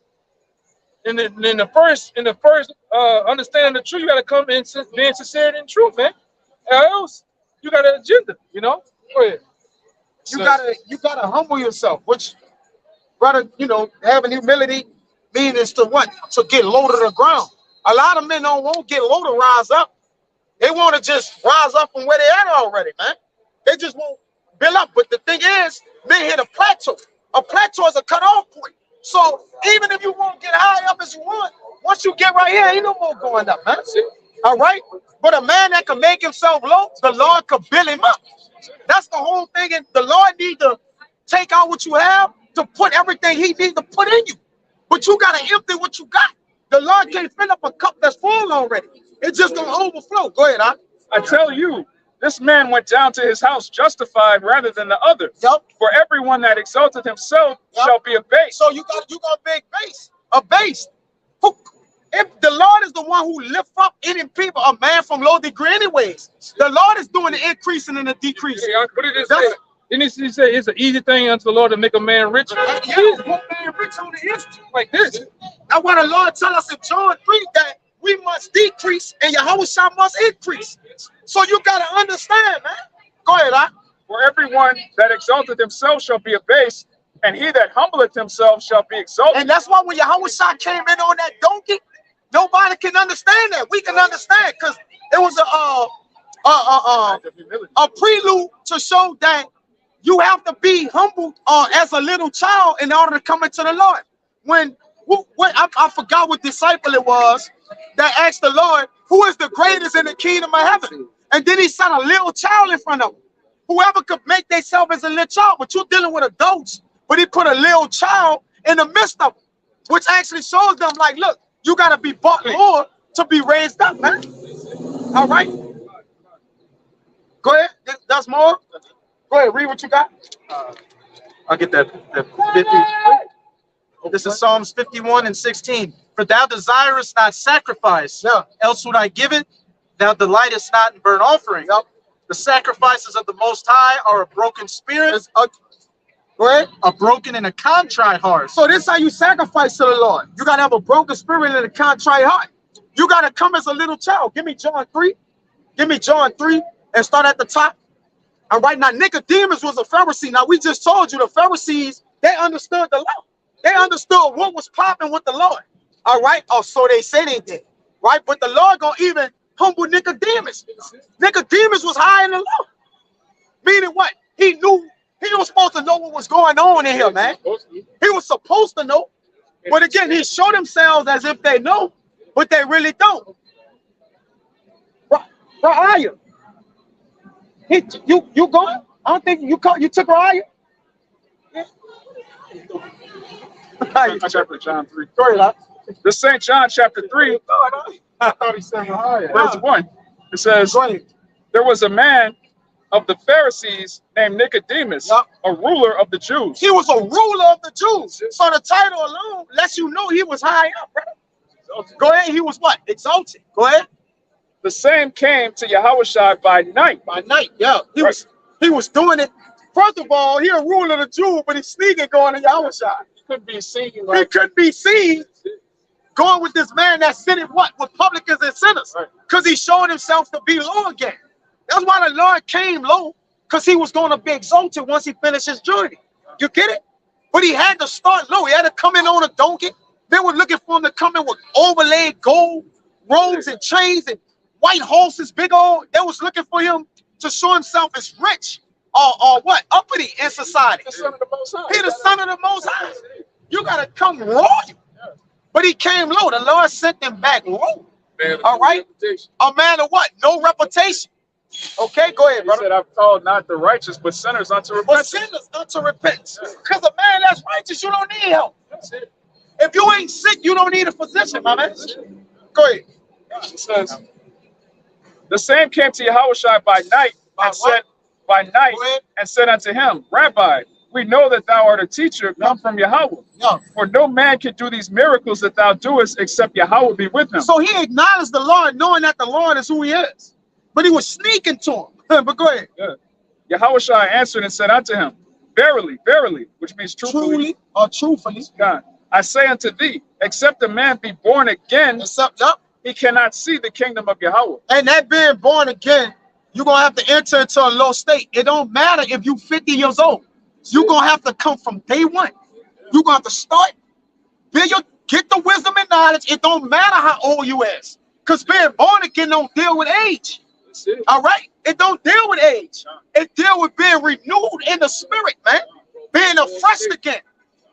You can't, like, it's levels to things, man. You can't just come in here and jump past men that's 20. It don't work like that. That man was born before you.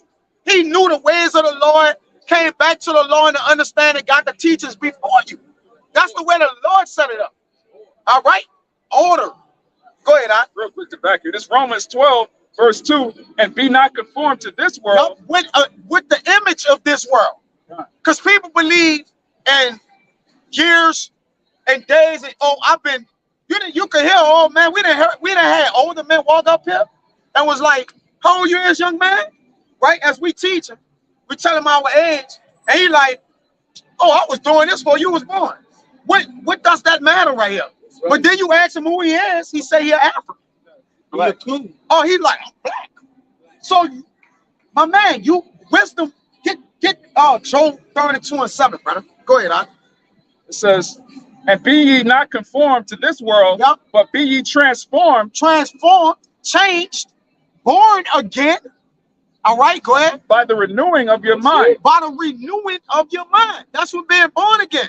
So if you don't know the dietary law, all right, you don't know the marital laws, different laws dealing with how you deal with your brother, how you deal with your animals, the Levitical, the dietary law. You are not born again. You don't know these things. So you are a child. Only a child don't understand things. So if you come as a child, you're going to act as a child. You're going to be as a child. You're going to make mistakes. You're not going to know what you're doing. All right. When you try to You're walk. going to fall when you try to walk. It's the same as the process of learning the Lord, man. You got some men, they just say the elder brother. You got the elder brother been in 16 years, right?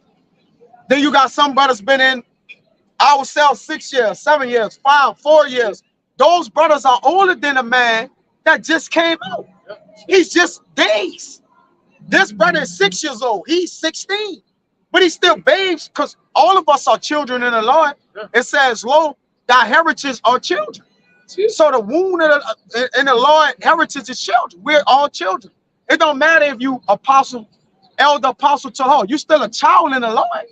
We babies compared to the Lord, you know. But go ahead, This back in John 3, it says, "Verily, verily, I say unto thee, except a man be born again, Yep. he cannot see the kingdom of the Most High." You can't, and the kingdom is within. So unless the spirit grows and be within you to get you to the kingdom of heaven, wisdom and knowledge shall be the stability of that time. The spirit quickening you, helping you understand what the kingdom of heaven is, man. Because again, if the kingdom of heaven is within you, when it comes down, it's gonna be your spirit on display, your heart. Technically, what? Carrying out the law, statutes, and commandments, man. All right, it's gonna become you. So you're gonna have to know these things and be real fresh and renewed in the spirit in order to be in the kingdom of heaven, man. All of us gonna have to be, all Israelites. Yeah. Shall I say? Go ahead, Doc. Nicodemus said unto him, "How can a man be born when he is old? How can he be born when he's very simple? Can he enter the second time into his mother's womb He's to be very born?" simple. But Yeah. then he's a ruler of the Jews. Yeah. So he oversect, like he the ruler, this the head man. He's saying, how can a man be born again? Or how can he come into his mother womb again? Once you come out your mother womb, you can't go back and come back in, man. That's all. And in the other movie, what's the man that got old and he became young? What? Man, no, you don't be old and come young.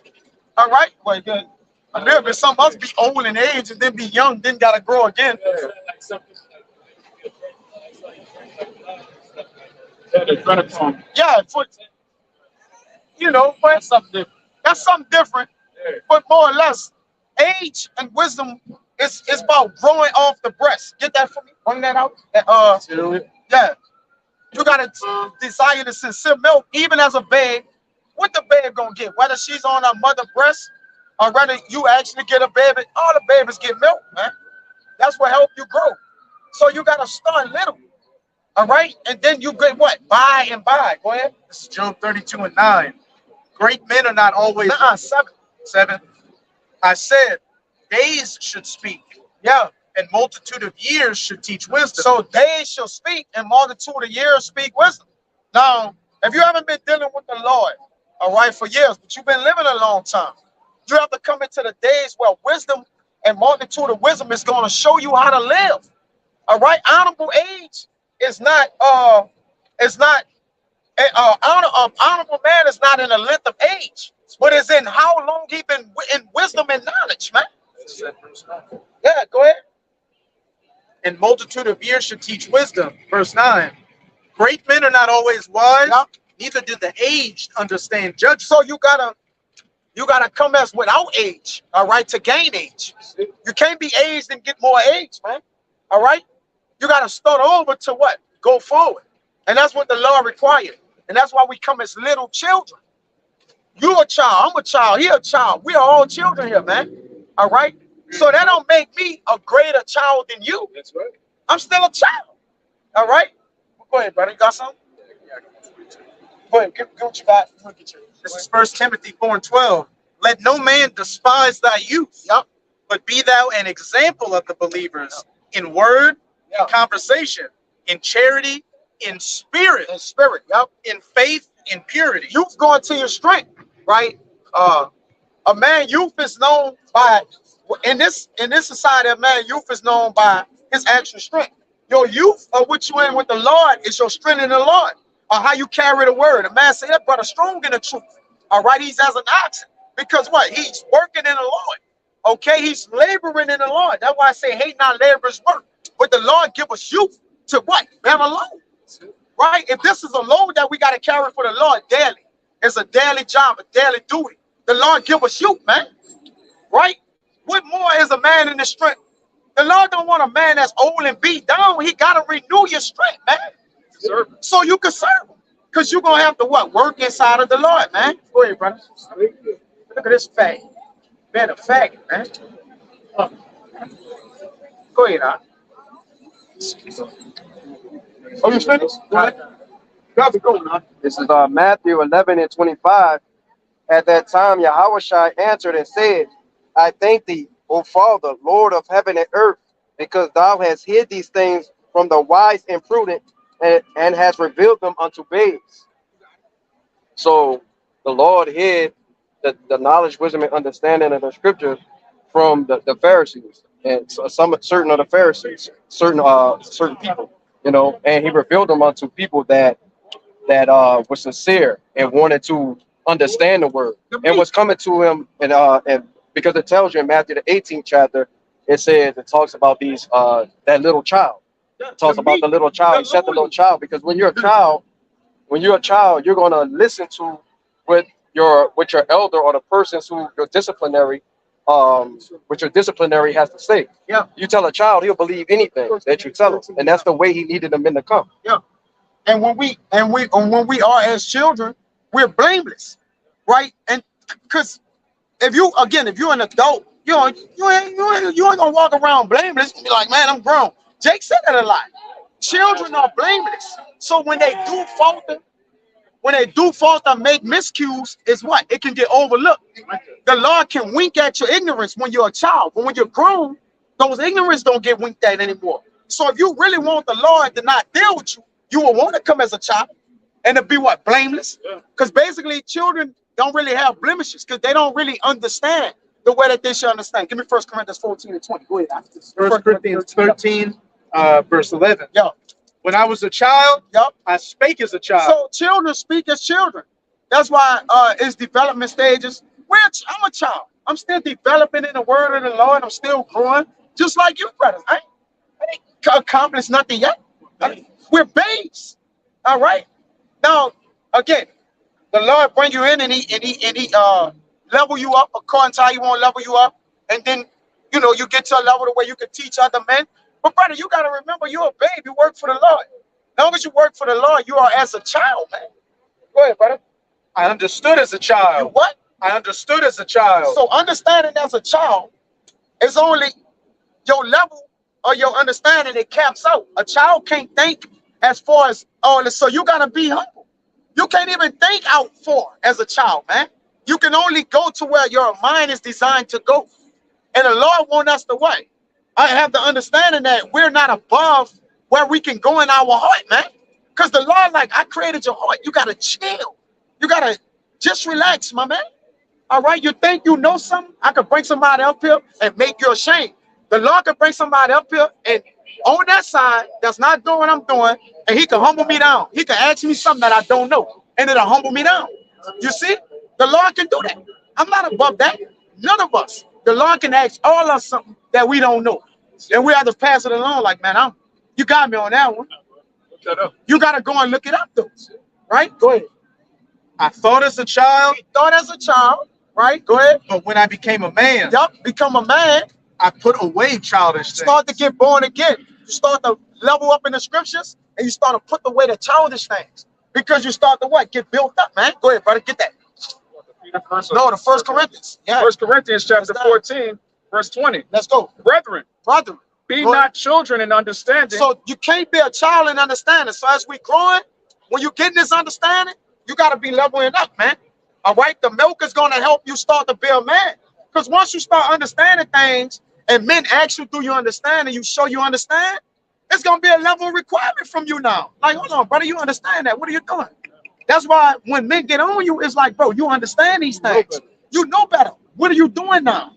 Now the Lord don't wink at that as much as him winking at something you don't really know or understand.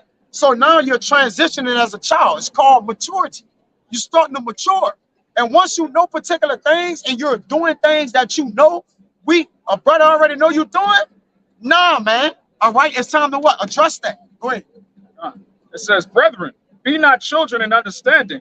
Howbeit in malice be ye children, Yeah. but in understanding be men. So be malice, be children, and malice be children. So, because a child again is blameless. So you got to be blameless in the things that cause for what?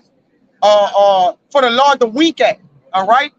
Malice is malicious acts or thoughts. A child can be forward because the child don't really know what he's doing and being forward, man. He's don't do that. Or he don't do it no more. All right. But men of understanding, we got to be men of understanding. The Lord requires us to come out here and understand what we're doing out here. If we won't teach for the Lord, we better understand how to teach. Right? we gotta be what? Get that when he say weaned off the breast. Get that? You holding it? Go ahead. This this Isaiah chapter 28, and I'm gonna start at verse 9. It says, "Whom shall he teach knowledge, Yo, and whom shall he make to understand doctrine?" so the Lord is teaching us knowledge and making us understand doctrine. He says in the book of Isaiah that I'm gonna make you of a quick understanding. We're in the 12th hour. The minute the Lord coming out here now, the laboring is almost at a halt. Brothers is giving brothers the knowledge now. It ain't no, man, look, take this down, this what that means.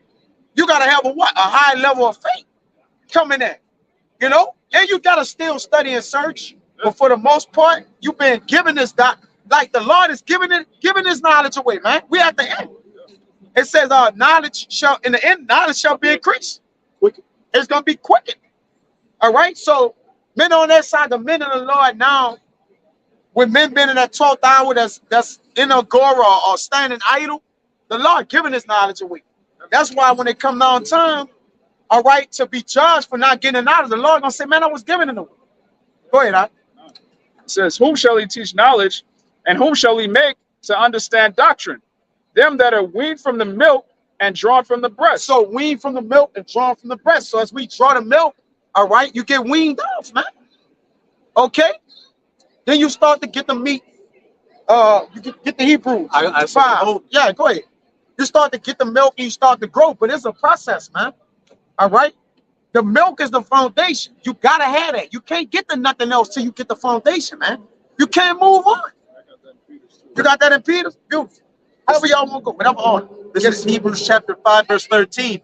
"For everyone that uses milk is unskillful in the word of righteousness, for he is a babe." He obeyed. And that's cool. All right? All us was babes.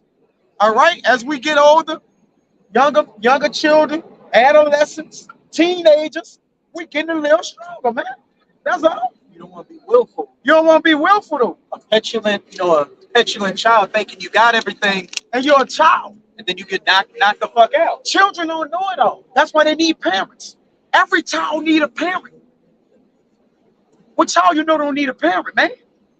You could, I got this. No, you need a parent, man. We all had parents. Y'all don't see the cycle. Everybody had a parent. You had a foster parent. Even if you don't have your parents that brought you in the world, they still transfer you over to a parent, man. Because you don't know the world of looking after yourself, man. And we're kids. So the Lord is looking after us, man. And righteousness. All right, and helping us get skilled. Give me Ecclesiastes 1:18. Right. Verse 14. Sirach 1:18. But strong meat belongeth to them that are of full age, Yeah. even those who by reason of use have their senses exercised. So your senses is your understanding, the things that you intake, how you reason. All right, your senses is just like the senses you have. You got smelling, drinking, and all those have what? They have an instinct to them, man. The same thing with wisdom. You got instincts to things you understand, things that hit off your antennas, and you understand. You get to know. Okay, this means that. That means I gotta do this. All right. It's like ideas bouncing off each other that transmit certain things. Like, okay, I gotta move like this. I gotta do like that, man. Senses, all that, man. It's what God leads you, tell you what to do. Go ahead, Who by reason of use have their senses exercised to discern both good and evil. So when you start to understand how to discern both good and evil, you start to what? Level up in the truth. Men don't know. You'll be surprised in the world how many billions of people don't know good and evil. They don't know what's good and evil. Like they don't know how to separate the two. So not only are they children, they haven't even come into the milk yet. Right? The mass majority of the world don't understand this, man. They put good, that's why they put good for evil and evil for good. Okay? That's simple. So you're a babe if you don't really know how to discern between good and evil. And a lot of men don't. I did. All right? I know now none of us did before the truth. We didn't know how to do it. All right? Go ahead, I got some. That was it. Go ahead. Okay, You got that, Sirach? Go ahead. The book of Sirach, chapter 1, verse 18, it says, "The fear of the Lord is a crown of wisdom." 19. Okay.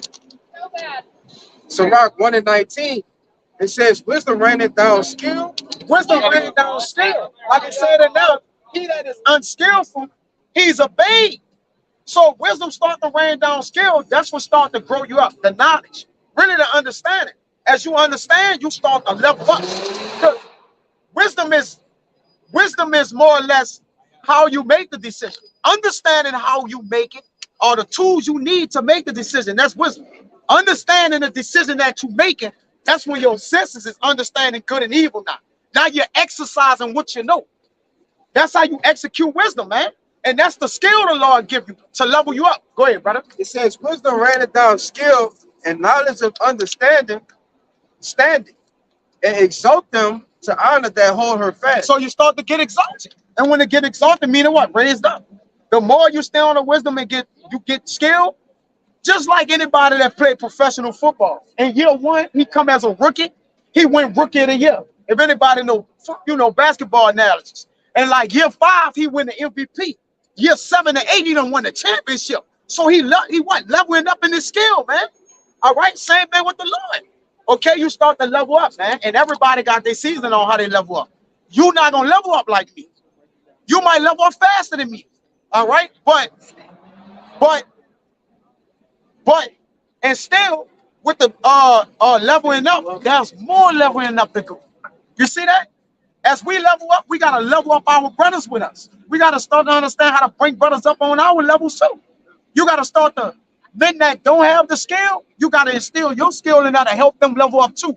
While the Lord is instilling the skill in all, man. You're only as strong as your weakest link, man. Exactly. So if we got a group of men, our brothers in here, it's a chain.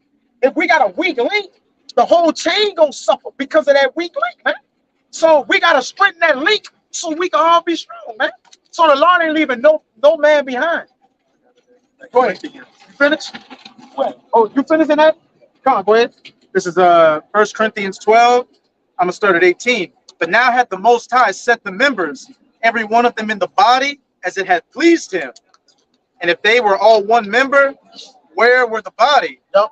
But now are they many members, Yeah. but yet one body? Yeah, that's why the Lord say the edifying of itself in love, Corinthians or whatever, for us coming together. That's how you build. And unity, understanding togetherness, what it takes. And we know our strengths. All us on this line up here, we can tell each other when we're strong and weak at. Yes, because we evaluate ourselves and each other too. So when you get in this thing, you're going to be critiqued, my man. So get ready. Examination, brothers gonna examinate you. It gotta happen. All right. It ain't no just floating around and you get by in the house, man. If you live in a house with us, you gotta do it. If you got the light bill, you gotta have that light bill money. You got the water bill, you gotta do that. You gotta clean this, you gotta do that. Whoa, the dish is dirty. How we gonna eat, my man? So everybody got something to do in the house, my man. And you're gonna get critiqued. If you don't want to be critiqued, the Lord can't deal with you. If you can't be examined, the Lord don't want you. You can't be rebuked. You gotta go. It's things that happen in the house, man. Go ahead, brother. Verse 21. And the eye cannot say unto the hand, Yep. I have no need of thee. Yep. Nor again the head to the feet, Yep. I have no need of you. Because some members are what Jake would say less useful than others. Right? The eye may be more important than right here. That's just how you The see thigh, that's how you see it. But the Flesh. Lord see them all equally. They all equal to the Lord because they all need each other in some way, one form. The eye can't do what the thigh could do, or the joint in the leg. The leg carrying the body, but it might don't be important as the eye. The eye see where the body going, so it's still a duty. But go ahead. It says in the next verse, verse 22. Nay, much more those members of the body which seem to be more feeble are necessary. See, the ones that are more feeble are necessary because what it do, it take away from those that are strong and give power to their feeble to make them equivalent, man. The Lord making us equal. Jake want to be, oh, I won't stand out. I won't be the elder. No, we just need to be together, right? Because what I don't know, that brother know. What he don't know, he know. We don't know, he know. So nothing could get by us. If you come up there and ask me something, he gonna know it. He's gonna know it. I got a question. He's gonna know it. So at the end of the day, if he know it, I'm cool. It ain't because I don't know everything. And that's another thing you gotta understand. I'm not trying to be up here knowing everything. I'm trying to be in unison. I want to be amongst those that know. All right? You're not gonna know everything. Okay, you're gonna kill yourself trying to know everything. That's the purpose of the body. The leg, yeah, because the leg can handle the business for the walking. Hey, what if the eye sees where it wants to go? How's it going to get there if it don't have any legs? If it don't have no leg, so the eye gotta let the leg do what it need to do. Sometimes the leg gotta get called in. You gotta let the leg get busy. All right, brother might know if history repeats. I gotta let him get busy. He can explain that better than me. Go ahead, I. That's why when anybody comes up here, it's a brazen wall that they can't get through. Yeah. We all got our different fields of expertise that hop back, and so that's why when the spirit be jumping from topic to topic, we could be in one brother's topic of experience, then it could jump to the other brother's topic of experience. And it's going, the spirit gonna move around because there's a body, there's a flow. What's your question? It's about salvation. Come on, go ahead. That was it. Go ahead. It's the back of everything you just said. This Ephesians chapter 4, starting at 12. For the perfecting of the saints, Perfected, meaning complete. Another thing that going to unison, the strength. Look how the Lord keep putting us together, man. When Yahushua came, he said he came for the sinners, the weak. He came for those that are weak, like to bring them together with the strong. we shall inherit the earth. If the men that are strong don't need as much work as the men that are weaker, man. All right? That's just kind of what it is. You may just be strong just to build up the weaker Just brother. That's the why you Lord got that made you strength. strong to build a weak. You get it? So when you start to understand how the Lord works, you be like, yeah, damn, like, you understand it's not about me. It's not about me. It's about the ministry. It's the ministry of the prophets.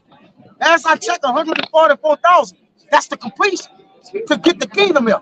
So if it's the ministry of the prophets, then you, being a prophet of yourself, you can't bring back the kingdom. You need the rest of the prophets to be completed, man. Go ahead, Al. It says, for the perfecting of the saints, for the work of the ministry, for the edifying of the body of a Mashiach. For the building up of the edifying or the building up. Give me John 3 and 3. Read it again. It says, for the perfecting of the saints, for the work of the ministry, for the edifying of the body of a Mashiach. Don't speak on it. Yeah. The word edify means to build up, man. We're all, well, it's going to break itself down. It says, till we all come into the unity of the faith and of the knowledge of the Son of the Most High, unto a perfect man, unto the measure of the stature of the fullness of a Mashiach. So the whole purpose of the ministry is to raise us all up to be in the full stature of Yahweh Shai Mashiach. It's the ultimate role model. All right, that's who we're supposed to be like, not, you know, these celebrities of this world, some type of athlete or something. It says that we henceforth be no more children. It says that we henceforth be no more children, tossed to and fro and carried about with every Listen. total wickedness, man. Anyway, till we henceforth be no more children, tossed to and fro and carried about with every wind of doctrine. That's our people, man. That's our people. They're gonna be righteous in the kingdom. They gotta die first, though, man. They gotta die first. Though. There's a judgment for that. It says that we henceforth be no more children, tossed to and fro and carried about with every wind of doctrine, by the sleight of men and cunning craftiness, whereby they lie in wait to deceive. Yeah, to be deceived, all right, is to be lost, man. All right, it's to be without the spirit. Okay, to be taken by the enchantments of this world. The Jacob that's not enchanted, that's the elect, brother. Everybody else is enchanted, brother. It don't matter if they say they ain't into this, they're not in a, they're enchanted. Because they don't, to not be in the word of the Lord is to be enchanted. All right? They're got the sorcery on them, their mind fuck, or whatever Jacob want to put it together. All right, because you don't got to understand it. The Lord is the truth. So The Lord is the truth. if you're not in the Lord, you're following the lie, man. That's it. Bottom line. You're being deceived. You're being honey favors. It says, but speaking the truth in love may grow up into him in all things, which is the head, even in Mashiach, from whom the whole body fitly joined together. So how we be joined together? Speaking the truth in the truth. All right, being raised in the word, the milk growing thereby. being edified, building up. Okay, but we're being building up to the head. Now keep in mind the head of Yahushua, that's the house we talking about. But it's saying that the men that's making up the house, but the house is important. Go ahead. It says, from whom the whole body fitly joined together Yep. and compacted by that which every joint supplieth. Yeah, compacted by which every joint supplied, which every joint is every member in the house, making the whole body up. Your arm, straining your leg and muscles. It's gonna say it. Go ahead. It says, from whom the whole body fitly joined together and compacted by that which every joint supplieth, according to the effectual working in the measure of every part, Yep. make it increase of the body unto the edifying of itself in love. That's how you exercise inside the body. Every member is important. Everybody that's doing something is of some type of significance or important. All right? But again, everybody that make up that house, let's see what the house is. Go ahead. This is Hebrews chapter 3, verse 3. For this man was counted worthy of more glory than Moses, insomuch as he who had built the house hath more honor than the house. So the man that built the house got more honor than the house, than the men that's building in the house. Who is this man that's talking about? Who is this man that's talking about? The man that building this house or putting these men together, the prophets, to bring the house up. Who is that man? Who is the house? That's Yahushua.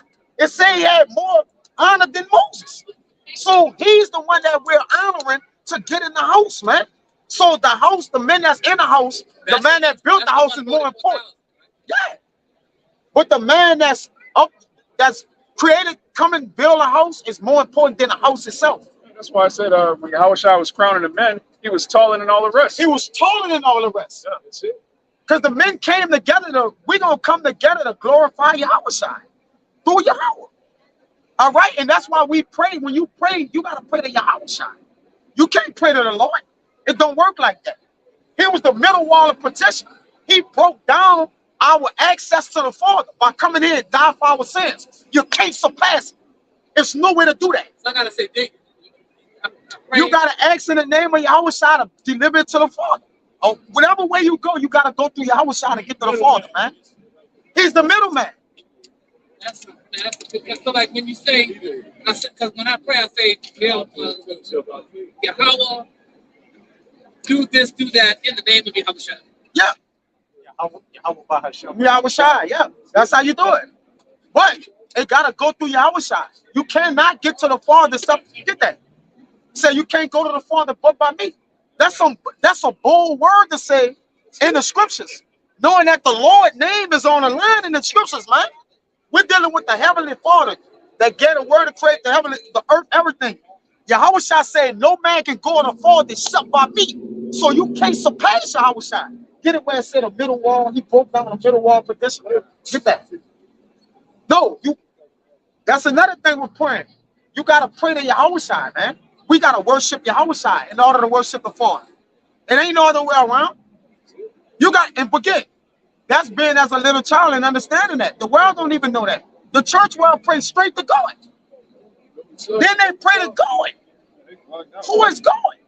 They got many gods in this world, right? What God means? Title.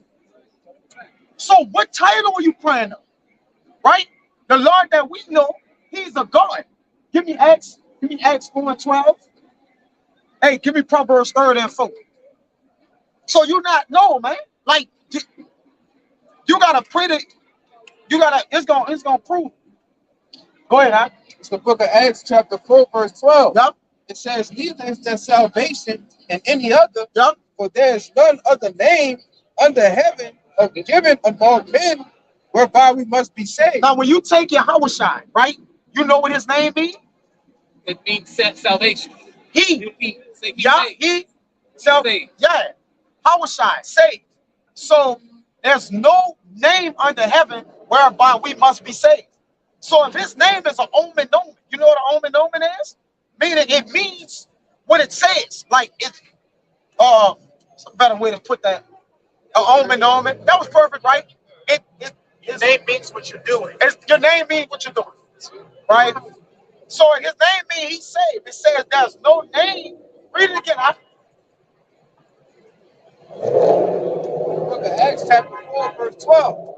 It it says, neither is there salvation in any other, for there is none other name under heaven given among men whereby we must be saved. That say the name, which Yahweh, Yahweh Shai, they're like in one, but they're separated, right? But notice we always say in the names of what? Yahweh, Ba'ashem, Yahweh Shai, because there's a togetherness, but they're two different instances. So when you say Jesus, the Lord name ain't Jesus, ain't Yahweh Shai. It's got to be one or the other. So when you say in the name, you come in the name of Jesus, that's another name under heaven. Idolatry. So you're not going to get saved by that. So whoever calling on the name of Jesus, they not going to get saved. You can't get saved by that name according to that. So you're going to have to know the name of the Lord to get saved, man. Now, they got people calling on the name of Jesus today that may be calling on Yahweh Shai name next week, in a month, 2 days. So we're not going to say that in a sense of that. But in that day, when salvation is coming through and you're praying to Jesus Christ, you're going to get put to death, man. All right? That's no other way to not get put to death. All right? Go ahead. Give me the Proverbs 30 and 4. Then y'all can bring it out. This is Proverbs 30 and 4. This is Proverbs 30 and 4. It says, who hath ascended up into heaven or descended? Who hath gathered the wind in his fist? Go ahead. Who hath bound the waters in a garment? Go ahead. Who hath established all the ends of the earth? Go ahead. What is his name? And what is his son's name? If thou canst tell. Why would the Lord have to say, what's my name and what's my son's name, if you could tell, if his name is all over the Bible? Everybody says Jesus Christ, Jesus Christ. Why would he have to put a scripture in there and say, what is my name and my son's name, if thou can tell? What? Why? Why would he have to put that? Solomon is what? Well, Proverbs is what? Wisdom, right? So why would the Lord have to put that if you know his name? His name is in the Bible. Why? Because men not going to be able to tell that name under heaven. The elect going to have that name, and the ones that believe upon him, they're going to have that name. Some kind of way that name going to get in their mouth, man. And the Lord going to put that name in their mouth too. Now, yeah, you said the elect gonna have a name. Now, if that the scripture said that the salvation is of the elect, only the elect can be saved. But and y'all answered this question before, because I asked it before, but I was looking for the video and I couldn't find it. With just the elect being saved, the other nations gonna come back and slave. If they all get killed, the fuck off, they got out, then they got off. They're not getting killed. In the book of Psalms, it says we're gonna put look, hear me out. It said we're gonna put their kings and fetters and chains of iron. So a remnant of and you gotta think about it in the destruction. America is gonna be what? Totally cleared out. Israel is gonna be cleared out, all right? But you're gonna have other parts of the earth, right? Where people are. All right, everybody, right?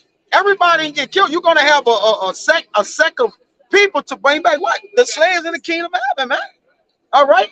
So people just think that when it's the end of the world, it's just gonna be a big boom and everybody gonna die. Not according to the scriptures, right? It don't go like that. We're gonna come down and put people in slavery. I got a precept. All right, yeah, go ahead, brother. You got it. Hold up. Bring it up. This is 2nd Esdras 13. It says,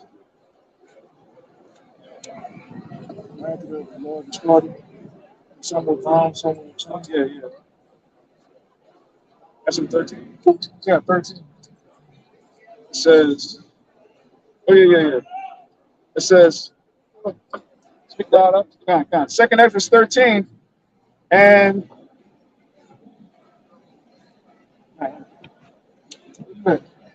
here. What y'all looking for? I know which one y'all are. Some were bound. I got it. Some of mine. Okay. You want 13. 13, go up 2 and come down. 2nd Esdras 13 and 12. Afterwards saw I the same man come down from the mountain and call unto him another peaceable multitude. And there came much people unto him. Tell them this is after the destruction. That's after the destruction, which is the peaceable multitude going to the left. Go ahead. It says, and call unto him another peaceable multitude, and there came much people unto him, whereof some were glad, and some were sorry. Some were sorry. Some of them were bound. Some of them were bound. Chains. To be bound is to be what? And chains are enslaved. All right. And think of this peaceable multitude. You also got the elect and that peaceable multitude. Go ahead. And others some brought of them that were offered. Yup. Then was I sick through great fear. Yeah, that's it. So that the point is, after the destruction, right? That happened. It's hitting That's after Yahushua. after Yahushua come back. All right. We're gonna go and get out the nations and put some on the slavery. A lot of people are gonna be killed, rightfully so. But they're gonna be saved for slavery, man. Reserved for slavery in the kingdom of heaven once we institute our law, man. And then they're gonna procreate children and what? Make slaves, huh? All right. No, everybody. No. I got another scripture for And you, all too. of them get their own bonded kings and fetters and chains of iron. So not all of the other nations gonna be enslaved. All nations gonna be in slavery. And they're not all gonna die when They're not gonna die when the nukes hit. That's what that's why when it said these people, some was bound, you have the peaceable multitude. After this is after the destruction. All right? Everybody in America's dead off the rip. Everybody in here getting killed. The 200 missiles, you can't survive this. But when you think about the population in America is what, 350 some million? What's the earth population? 7 billion and something. So where are these other people? They're what? In other countries, man. You see that? Now, there are other countries that's gonna get hit with nukes, different things. People are gonna get killed, but they're not gonna get destroyed fully like America. I got an example for you.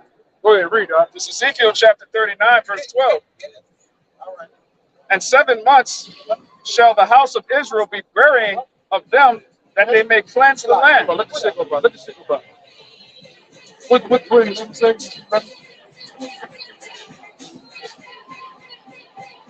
Hey, bro. Get it up. Don't worry about that. That's gonna make you forget. Yeah. Come on, start at 8. Start at 8. Come on, Keith. Come on, get up. You gotta focus, brother. Yeah, focus. You gotta focus. Fuck the asses and the women and shit. We gotta get this right now. They gotta be cemented in your mind, man. So where when you ask these questions, you know how to answer. Fuck, you gotta draw that shit out. That's people who know what happened after the destruction, because these people don't even know what's happening before the destruction. So go ahead, Get 8. It's happening now. Ezekiel 39, verse 8. Behold, it is come and it is done, saith Yahweh. Yup. This is the day whereof I have spoken. The day is that day of evil. It has come and it's done. That's what it is. Go ahead. The destruction. The destruction. That day of evil that he spoke about, that great notable day. He said it has come and it's done. Read it again. I can't. Go ahead, brother. Well, like I said, you can. Well, you know how the mic. So go ahead. I just want him to hear it, right there that it's over and done. Come on, man. Get that going. Ezekiel 39, verse 8. Behold, it is come and it is done, saith the Lord Yahweh. Yup. This is the day whereof I have spoken. Go ahead. And they that dwell in the cities of Israel shall go forth and shall set on fire and burn the weapons, both the shields and the bucklers. So all these weapons, the guns, the tanks, the fighter jets, the damn ships, the warships. When the Lord destroys America and they chain these devils, all the weapons of the world, the Lord gonna sit there and burn them. There's gonna be no need for them. All right, because righteously, the Lord's people gonna get spiritual power. Ain't gonna be no need for weapons. And ain't gonna be no war no more. The third war is the last war. That's it. It's the walls. I'm a God one. All right. The battle of the troops, the army of the troops. It ain't gonna be no more wars. Yeah. It's just gonna be us dominating with rulership, cracking people in the head, man. Go ahead, Al. With spiritual powers. With spiritual power. Go ahead. It says, and burn the weapons, both the shields and the bucklers, the bows and the arrows, and the handstaves and spears, and they shall burn them with fire 7 years. A complete, which means gonna completely wipe them out. That was the 7 years mean you're gonna completely wipe out all the weapons. Go ahead. So that they shall take no wood out of the field, neither cut down any of the forests, for they shall burn the weapons with fire, and they shall spoil those that spoil them.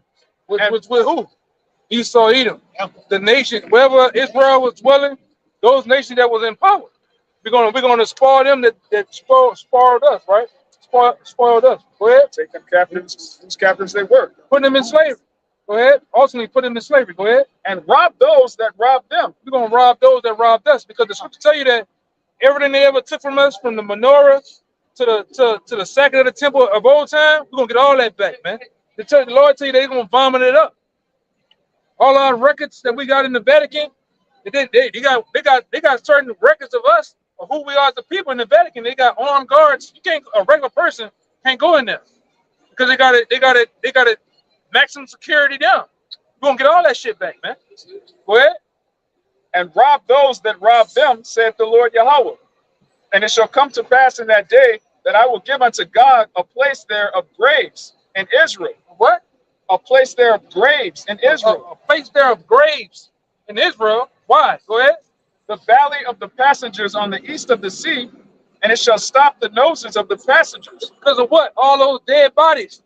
Because when you, I know you've been active. When you kill some shit, like I say, when you kill some shit, what happens to the body? It stinks. Throws up your nose. Ain't no dog. A dog dead for a couple of days. A person, it's no smell like no other. You can't get it out your head. You know? That's what's gonna happen in that day.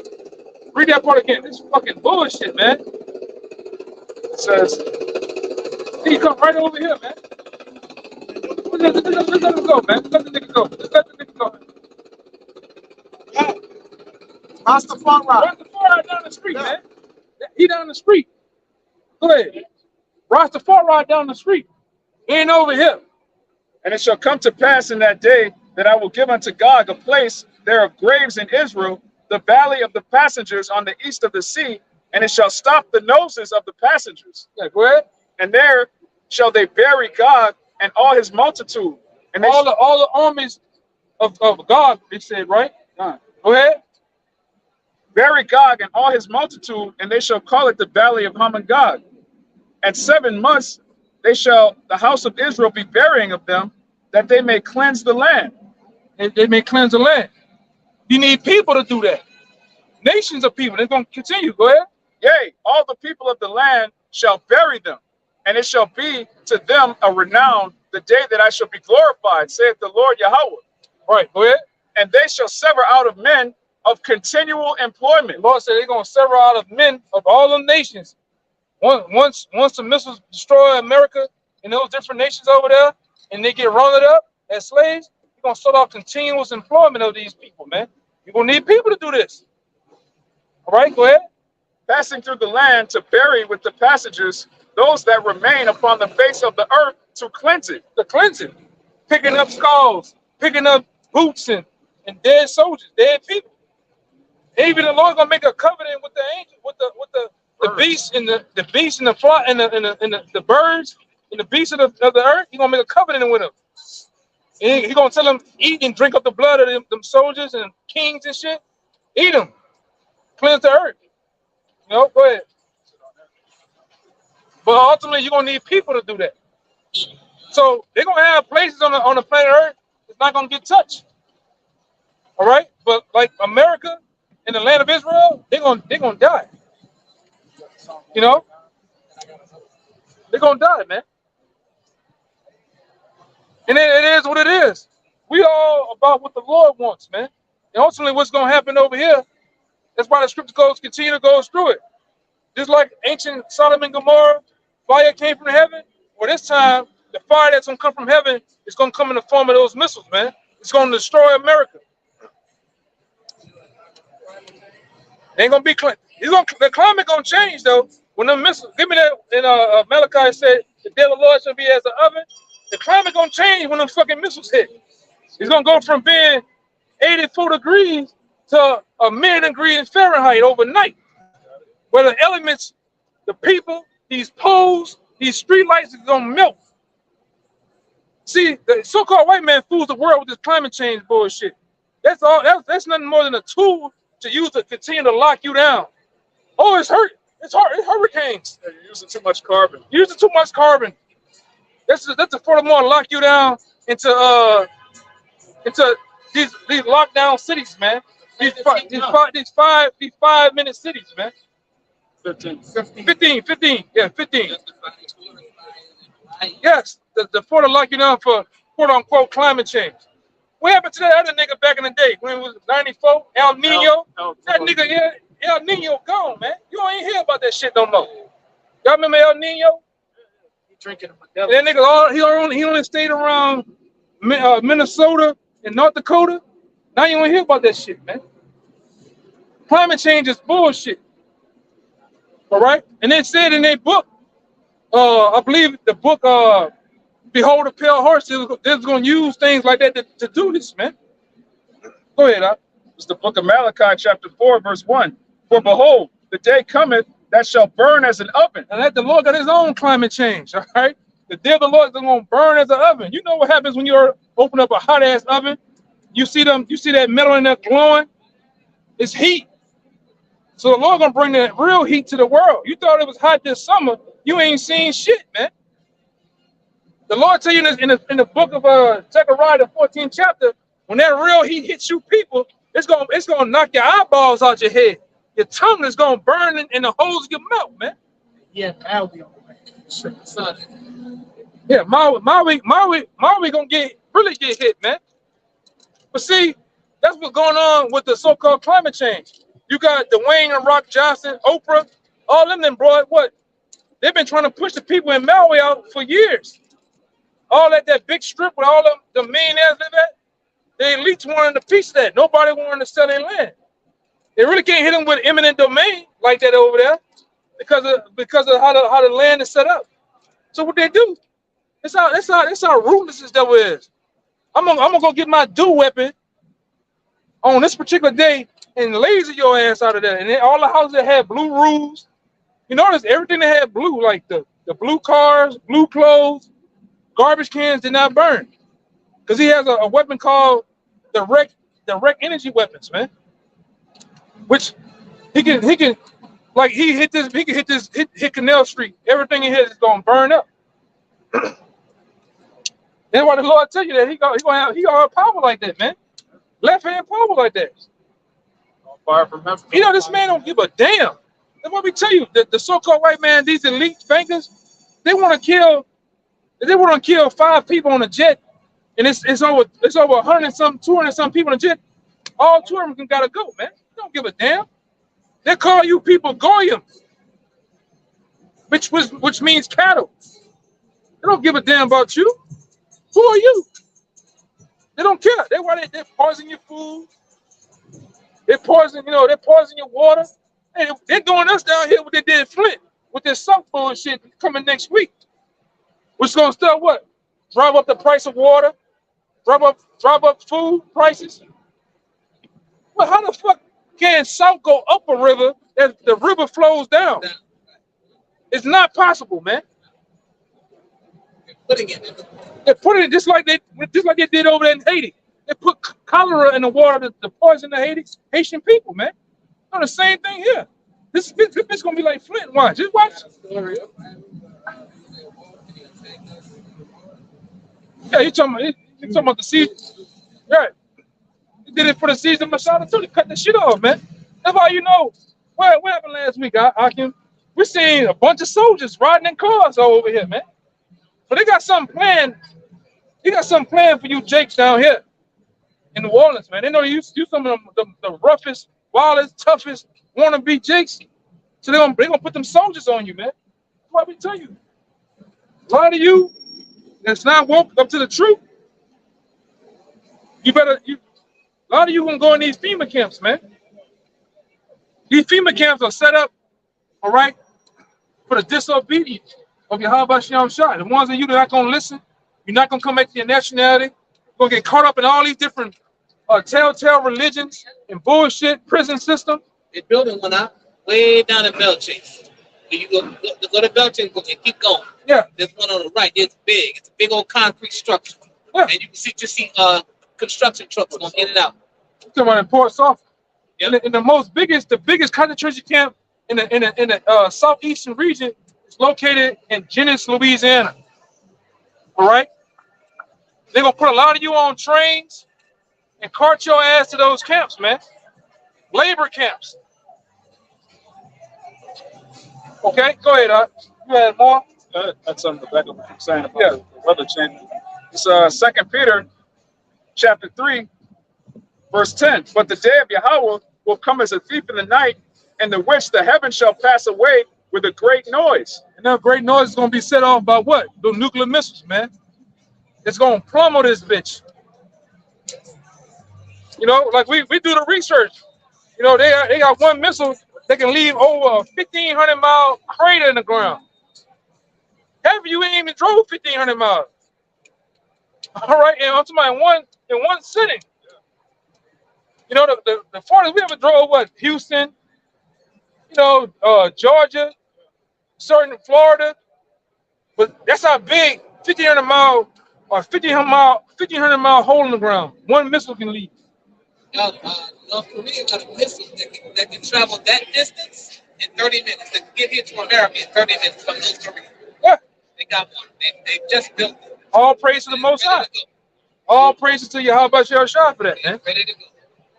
Go ahead, huh? It's gonna get used too. It's gonna be used. Aimed at It's gonna America. change the climate for real. Yeah, real climate change. And which Even in Isaiah 13 chapter, the climate gonna change to where it's gonna be no people here, but owls, desert creatures. It's gonna be a desert, man. So the climate is gonna change. You know? Go ahead, huh? in which the heavens shall pass away with a great noise, and the elements shall melt with fervent heat. The earth also and the works that are therein.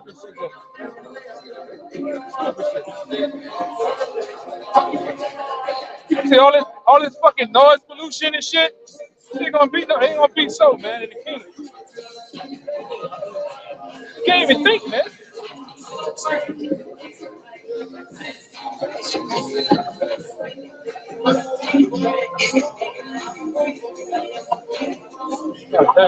Stupid shit, man. What's the point?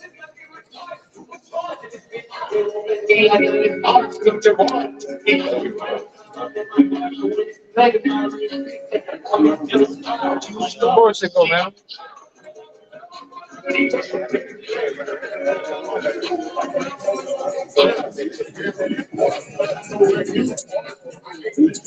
Come on.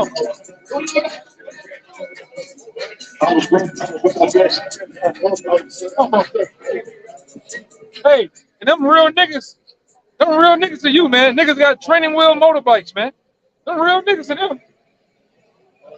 It's my uncle got the lights and everything on it. Yeah, that nigga's stupid, man. Shit's stupid, brother. Go ahead, Art. It says 2 Peter 3:10, but the day of Yahweh will come as a great thief in the night, in which the heavens shall pass away with a great noise, and the elements shall melt with fervent heat. That's your climate change right there. Yeah. Go ahead. The earth also and the works that are therein. And these people are part of the works that they are in, that's in the world. Moving cars, the people, the buildings, the dogs, you name it, all right? Shall be burnt up. Shall be what? Burnt up. Gonna be burned up, man. And really, it's not gonna look like Melly with the structure of the car burned out. A lot of you motherfuckers is gonna get what is called? Vaporized, man. Microwaves, man. Disintegrated. That's right. Go ahead. Seeing then that all these things shall be dissolved, what manner of persons ought you to be in all holy conversation and godliness? So should you be bullshitting on Canal Street? Should you be fucking around or simping, laying in a field full of lilies with the boot, with your toes out, and that big toe longer than the rest of your goddamn toes? Hell no. You should be striving to be part of the Yahweh spiritual army, man. And hope to get the hell up out of this place when all this shit happens. It's going, it's demon, man. Go ahead, man. Go ahead.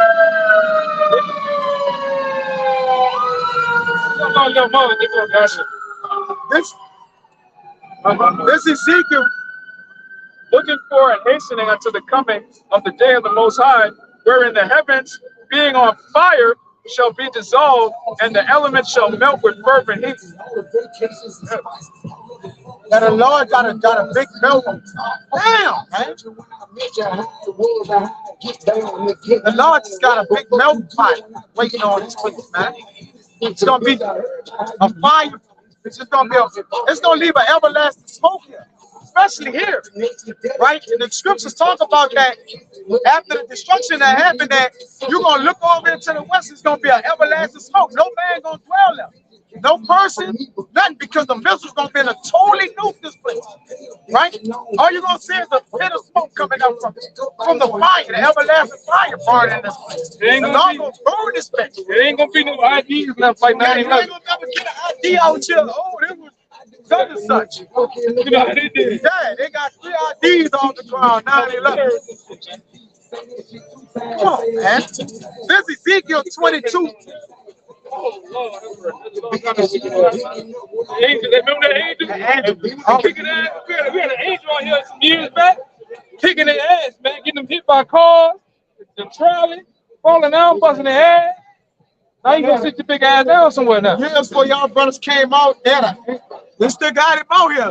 But they got an angel making people fall all out the trolley and shit, fall out the window of the trolley. Bust their face. Anybody come right here, the angel just on a bike. Somebody's on a bike and just close line them on the bike. Brother, it's real. Shit be happening, bro. This is Ezekiel 22 and 21. It says, yea, I will gather you and blow upon you in the fire of my wrath, and ye shall be melted in the midst thereof. So the Lord intend to gather up a group of people here and melt them in their place, man. All right? The Lord ain't playing around.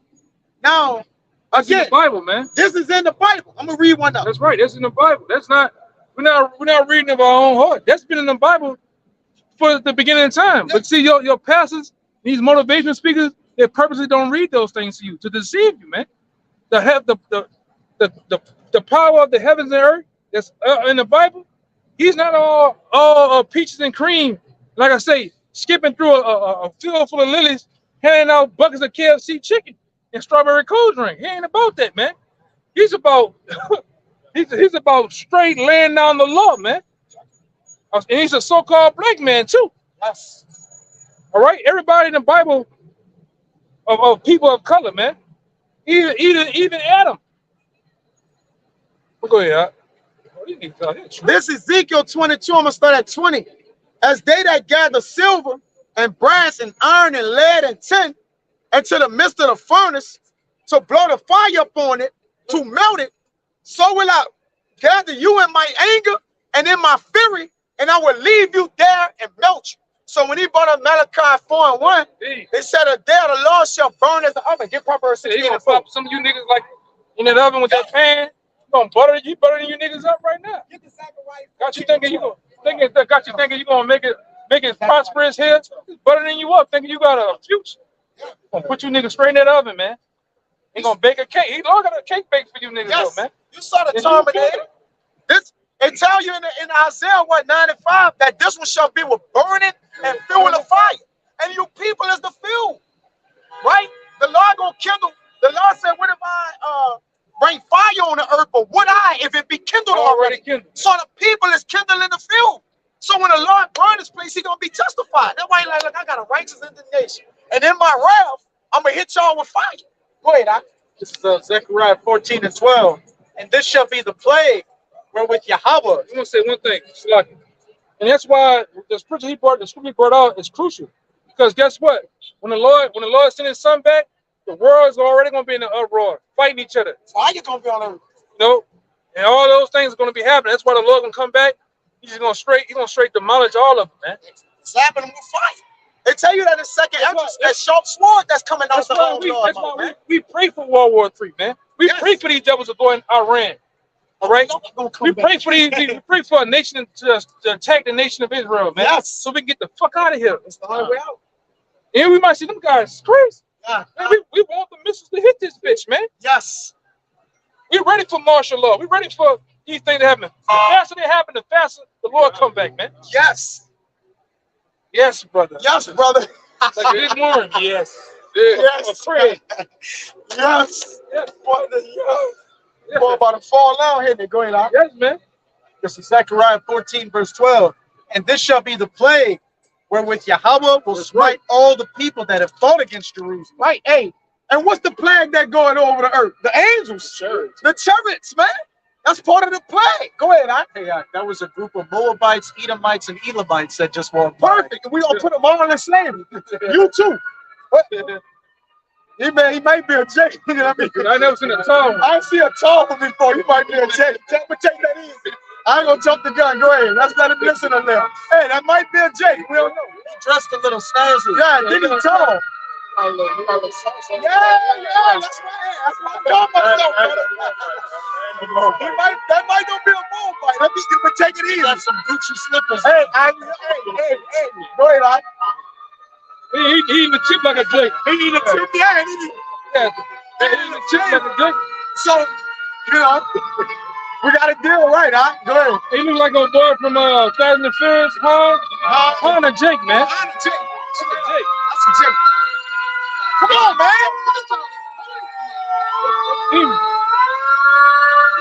Don't say 40, so, huh? Hey, I'm gonna tell y'all something about this. For years, when we bring out the truth, and we say that we going into some heavy information, names and shit, out of nowhere they always have ambulances and fire trucks pass. Satan don't like it, so he brings certain shit happen. Like even we'll be bringing it out, heavy information, and the wind start blowing. What the scripture said? Satan is the power of what? Prince of the air, man. Prince of the air. So he tries to drown out whatever we bringing out, man. Yeah. Even a lot of times the truth we bring out, truth will tell you that when we bring out the truth, here comes Satan to pull away the person that's listening. They're listening, man. You want to? So those are tools by Satan. You know, those alarms and shit. Cause hey man, we ain't seen police down here in months. Yeah. You know? Years. Yeah, we didn't see the police at all. There's no police, they gone. But that's why those things it's been happening for years, man. See, we out here, we just talking about nothing, not say nothing because all this is important, but we get into deeper matters and certain things. Somebody out here say no one want to get it. He don't want you to really get it. He tried to it's like you see the women shaking and shit, that was all the distractions to pull you away. And what we keep telling you, it's kind of like the Matrix. What happened when Neo, he was bringing them through the Matrix? He was like, he was talking, and what Neo did? Neo had ADD. He looking at the women's ass. But when he turned around, he had a barrel pointed in his face, man.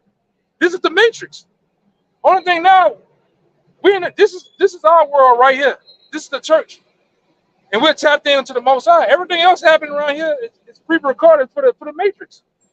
But you're gonna either be distracted or you're gonna build off this, man. so think of all this going on, but you don't notice we stay right here in our little sanctuary? Bro, people be getting shot, stabbed, jugged, hitting the ground, cars getting hit, people going up one way. What we doing? We still teaching. Locked in. It's like we locked in to, we a small sanctuary. Well, you Even, unplug from the Matrix. Yeah. Unplug from the Matrix. we come in the heart of the world, which Bourbon Street is the heart of New Orleans, right? And then we stand on the corner and still deal. Like as if nothing going on. So, but that's where the Lord have us at in the agora, in the marketplace. You're gonna go where everybody at every nation is causing pass to what? Bringing all my people, man. So you got different nations. You can't be distracted. You gotta drown a lot of it out. What you say? Get it and read it. He want to get a scripture. Get it and read it and break it down. I wanted y'all to break it down.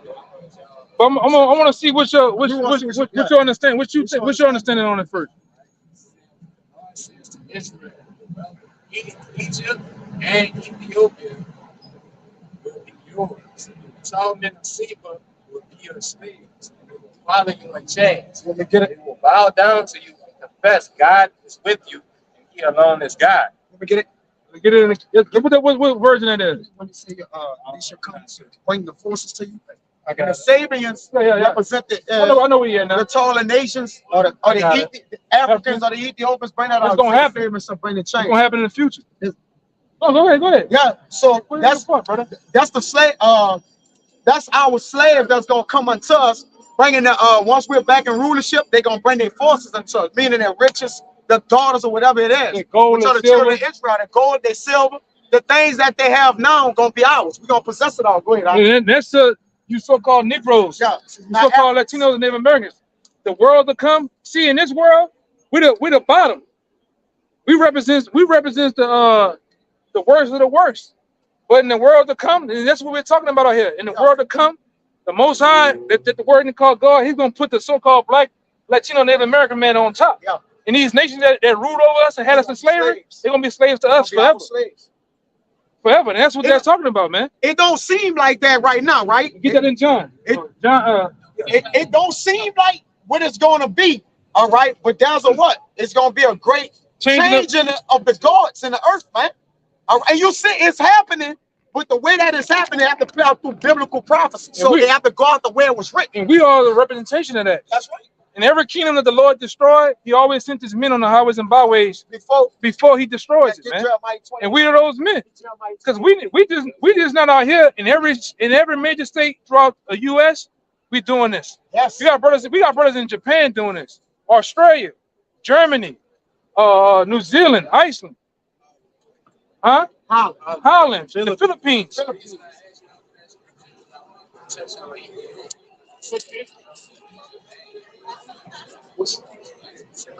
It's gonna be ours. So you think we're the Ethiopians? That's what you're saying? Okay, no problem. Hey, give me Exodus 11 and 7. No problem. I got you. Right. Amos 9 and 7. The reason why you say that because they are when you look at the nation of Ethiopia, they are the closest nation to us as far as appearance wise. You know, as far as appearance wise, they look kind of like they can be of the so-called Negroes or blacks. I'm gonna break that down for you. We're gonna break it down. They don't have the Ark of the Covenant.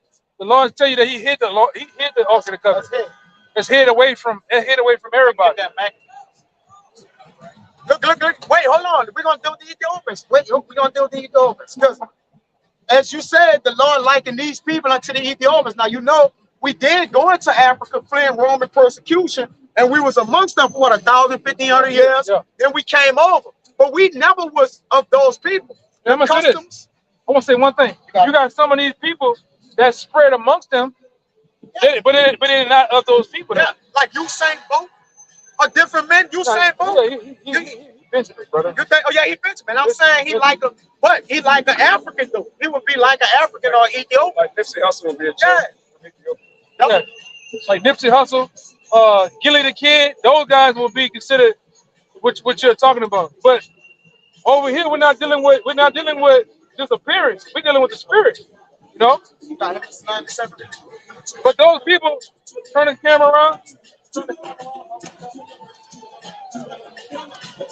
Watch that camera. It's all good. But think about it, what this brother gonna go into. Every nation, besides the nation Israel, every nation under here is gonna go into slavery. Even the indigenous Africans gonna go to slavery under us. All right. But the so-called Native Americans, the Seminole Indians, the Latinos, they're gonna be like us. They're gonna rule the planet Earth.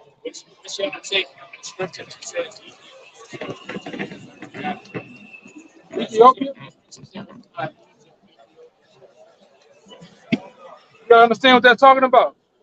You gotta understand. We're gonna get it though. Let's get this other thing you were talking about. Because I don't like to jump around, like to stay on one topic, get on that topic, make sure you understand or disagree, then we move on to something else. Ethiopia or the Ethiopians, which they come under Ham, man. Which Ham had 4 sons, Cush, Mizraim, put in Canaanites. All right, that's not Israelites. These are not Israelites. So I know. So when you say that the Lord likened us unto them, this is why He likened them unto us. Go ahead. Book of Amos, chapter 9, verse 7. Are ye not as the children of the Ethiopians unto me? Okay, so the Lord is saying to the Israelites, are ye not as the Ethiopians unto them? Go ahead. O children of Israel. O children of Israel, go ahead. Saith Yahweh. Yep. Have not I brought up Israel out of the land of Egypt? Have not the Lord separated us from them? This is why He said that. Because a lot of people don't have the understanding of how to separate Israelites from Africans. Now, even that, we still have some Israelites in Africa right now as well. All right, all of us didn't come here. Obviously, there's more people there, but an Israelite and an African are 2 different nations of people. It's 2 different cultures. And the blacks in America, the blacks, the West Indians and Haitians, they're not African. Only thing we have in common with Africa, we, like the brother went into earlier, we only lived there for 1,000 and 1,500 years. But we had our own agriculture. We were separate from the real Africans. Now, when we came over here, as slaves, they still want to push this African thing to you, but you're not from Africa. The blacks in America, the West Indians and Haitians, Latinos and Native Americans, our homeland is Israel. We can prove that. That's where we're from. It's not Ethiopia, brother. It's not the Ark of the Covenant. Can you prove that though? You gotta understand what they're talking about. That's not talking about Ethiopia. The homeland. Do you know what a Fertile Crescent is? The Fertile Crescent, the beginning of civilization. 26. We got it. It's not Ethiopia. We got it. Right now, look up what an oldest skeleton is. The oldest There's no such There's no such thing. Cause check this out. It's a hoax. It's a hoax. You can Google it right now. It's a hoax. It's a hoax. And I'm gonna tell you too, brother. I'm gonna tell you the truth. Don't believe nothing we say. Just check in what we're saying and go home and research it. We can sit here, agree to disagree.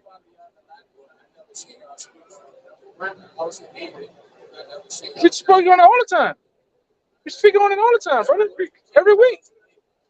What do you say? Yahushua is sitting on the throne of David. So it gotta be.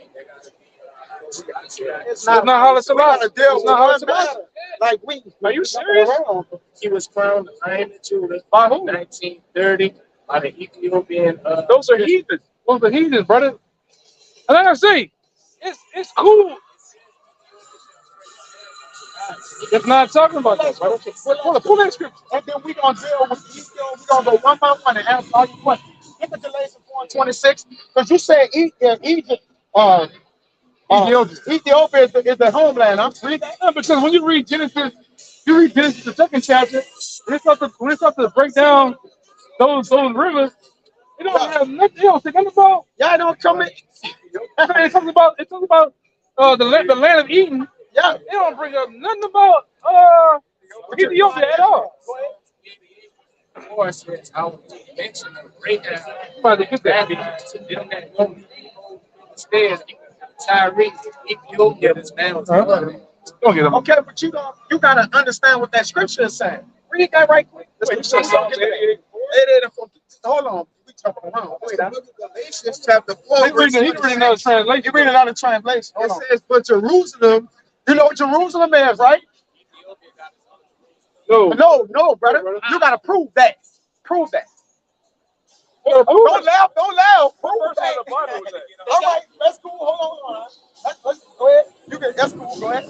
it says, but Jerusalem, Yeah. which is above, is free, Yeah. which is the mother of us all. You know why? That's the birthplace of the Israelites. That's the pit that the Lord have chosen. When he said, I've chosen unto me one pit. The pit represents the land.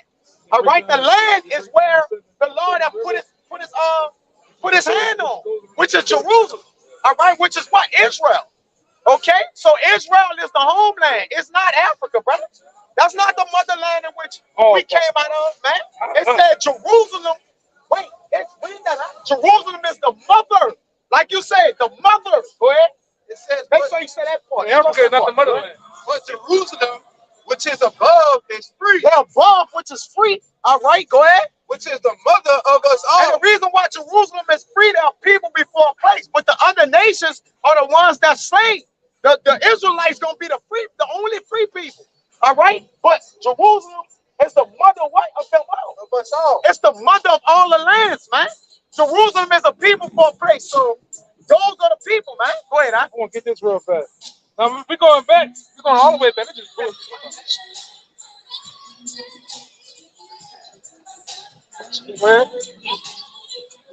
Genesis chapter 2, verse 8.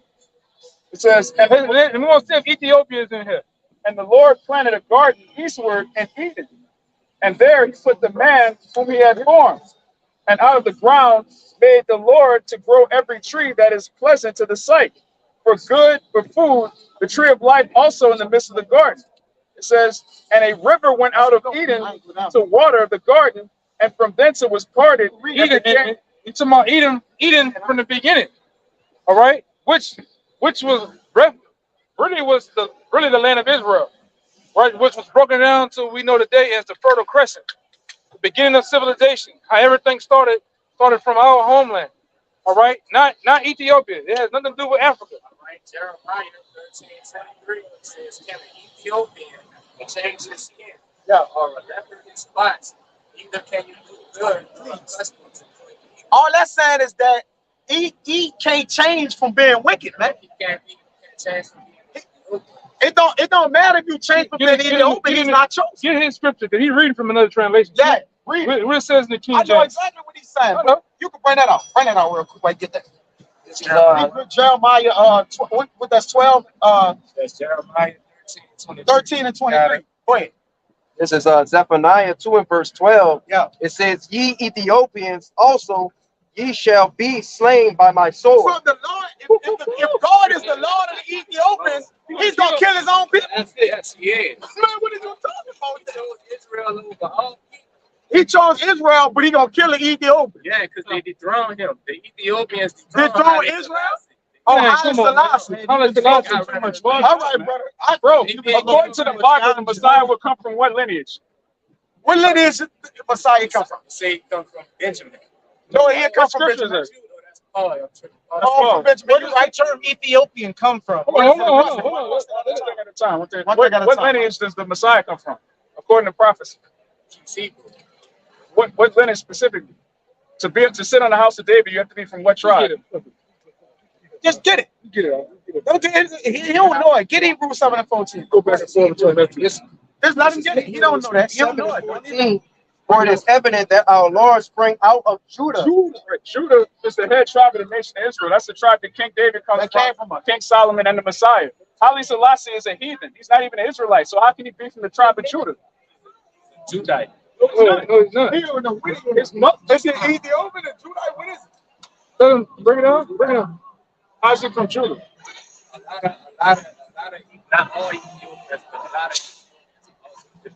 That's true. That's true. But Haile Selassie not one of them. His father is a heathen, man. The Ethiopian is not a Judite. He a Judah. Why was Ethiopia colonized? They were defeated by new country. Yes, they were. They were. Who runs the word Ethiopia? That's the brother asked. Who runs Africa? What nation runs Africa?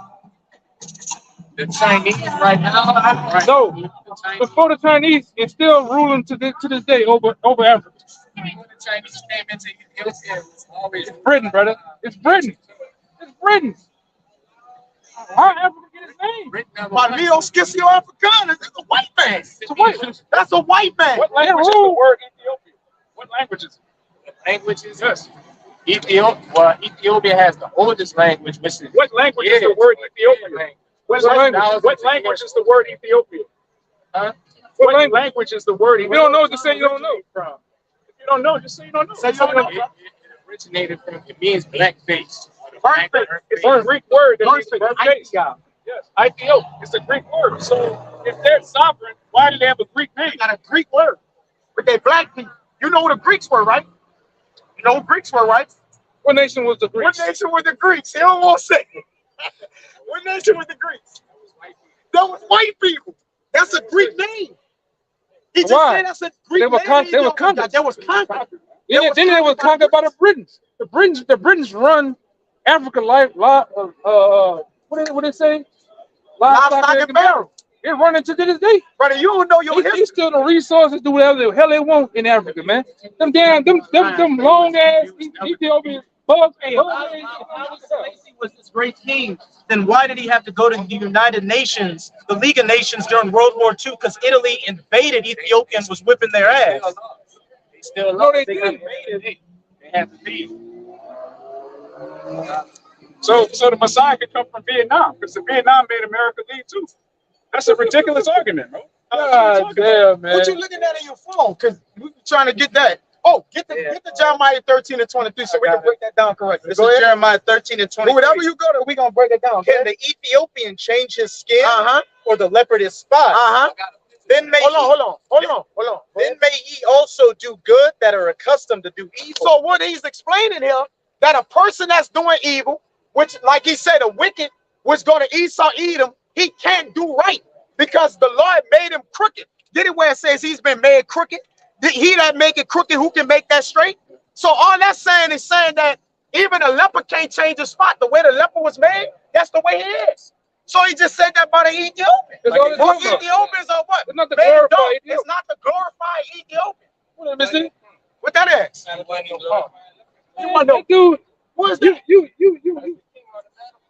What king on the battlefield? That man on the battlefield, man. Respect it. We don't care about Haile Selassie. Haile Selassie gonna be a slave in the kingdom. He's gonna be a slave in the kingdom of heaven. The man Messiah came back and died. What scripture is that?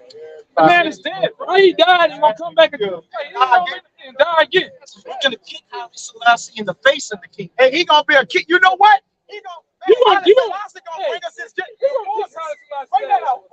You gonna kick that out? He gonna kick Haile Selassie. He's Jake. The one that's on the phone right now. Him. He gonna. Yeah, you gonna kick his ass. And What I'm learning to you, man. he gonna wait. We don't want to see him. We don't care. That man ain't do that. Get out of man. That man ain't do that, man. We don't want to see him. Go ahead. Bring it out. Hey, he gonna bring us forward. Hey, he gonna bring. Great people get wide on the Jews and the sick He got a good point. He got a good point. Bring it out, brother. This is Operation Solomon, May 24th, 1991. If the Ethiopians were such a great people, then why are they being airlifted? They're being airlifted to Israel because they had famine in the land. If they were such a great people, The king said he chose Israel over all nations. They got the original Ark of the Covenant. It's Israel and the Ethiopians is two different people, brother. What are you talking about? He said judgment come from the house of David. Give me Exodus 11:7. I got it. Hold on. Look, we're gonna put a difference between the law. I'm gonna put a difference between the Ethiopians and Israel. The people. If the people are different, everything different. No, the king. How the king gonna be the same and the people different? He reigned on the throne of Solomon, the ancient throne So of Solomon the Ethiopian? No, Solomon wasn't an Ethiopian. What Solomon brought the Ark of the Covenant to Ethiopia with the black queen. What scripture is that? What book? I don't care. Pull it up. Pull it up. Just pull it up. Same book, y'all. We're not talking to you, brother. We're not talking to you. We're talking to him. This is Exodus We're not talking to you. We're not talking to you. But against any of the children of Israel shall not a dog move his tongue. Not a dog. So the Lord calling these other nation dogs that's speaking against the children of Israel. So all these on here speak against the children of Israel. Go ahead. Against man or beast. The Lord don't even want you talking against the beast of Israel. Go ahead. That ye may know how that the Lord doth put a difference between the Egyptians and Israel. The Lord putting a difference between them, man. Ain't no coming together. They gotta serve the Israelites in the kingdom of heaven. The Israelites make up your so-called Negroes, Latinos, and Native Americans. The Africans, they gonna serve us, man, in the kingdom of heaven. We not Africans, man. Thank you. We don't have nothing. You're in the spirit. See, he know, but y'all don't know. We're doing. He can't argue that. Everything in those words. You go, you Balance. You good. Everything in that balance. And guess what? The Lord put a difference between us because a lot of people think the Israelites are African. I got it right. He got it right there. Bring it up. You ain't getting around that. Let's see what the Zondervan has to say about Haile Selassie. This is the definition in the Zondervan's Compact Bible Dictionary. This is the definition for Ham, the youngest son of Noah, born probably about 96 years. Hey, look, I'm gonna ask you, what's your name? Eli. What was the name of the land of Africa before it was called Africa? What was the name of it? Well, we gonna help you. It was called Ham, the land of Ham, or home. Kim. You can't call all the Africans. Yes, all of it was this. Before it was named the Neo Scissio Africanus. Really, it's named after a white man. All right, right now. A Roman. Because now, No, the you whole say you thing. didn't know. You say you didn't know. So we trying to check you. You know or you don't? Okay, which one? Yeah, I know what you're trying to say. All right. The reason why he telling you that because we bringing out Ham to let you know the father of these people. But go ahead, That's it. That's your That's your boy doing that thing. Yo. Oh, that's him? Yeah. Tell him to turn it down for. Go ahead. Ham, the youngest son of Noah, born probably about 96 years before the flood. Eli. Yo, And one of the 8 persons to live through the flood. He became the progenitor of the dark races, not the Negroes. So Africans are dark, blackface, Ethiopian, like you said, but not the Negroes, right? But of the Egyptians, Ethiopians. Eli, come on, I listen, man. Go ahead. Wait, go ahead. What? Say. I'm gonna just reread it. Pay attention. The youngest son of Noah, born probably about 96 years before the flood, and one of 8 persons to live through the flood. He became the progenitor of the dark races, not the Negroes. That's important because Negroes are so-called what? Dark or black people. Eli. Come on, brother. I'm not. Yeah, we ain't gonna read it no more. I'm gonna read it one more time. I got and one if to you back don't him up. listen to it, then After this, he ain't being listened he to. can go smoke the Haile Selassie. He became the progenitor of the dark races, not the Negroes, but the Egyptians, Ethiopians, Libyans, and Canaanites. So they not the so-called niggas, man. And even with the so-called Negroes, you got what? Other nations. You got the Negroes, West Indians, Haitians, Dominicans, and so forth and so on. It's the children of Israel. All right? So they're not the same people, man. and look, this is from a book, the Young's Bible Dictionary, and you can see what's on the front of it. Eli. You can see a so-called Jewish person on the front of it, showing that they know about it. All right.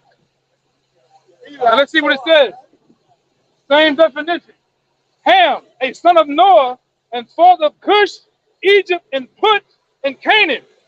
While they all may have all been dark-skinned, they were not the progenitors of the Negroid races, but rather people associated with Egypt and the northern continents of Africa.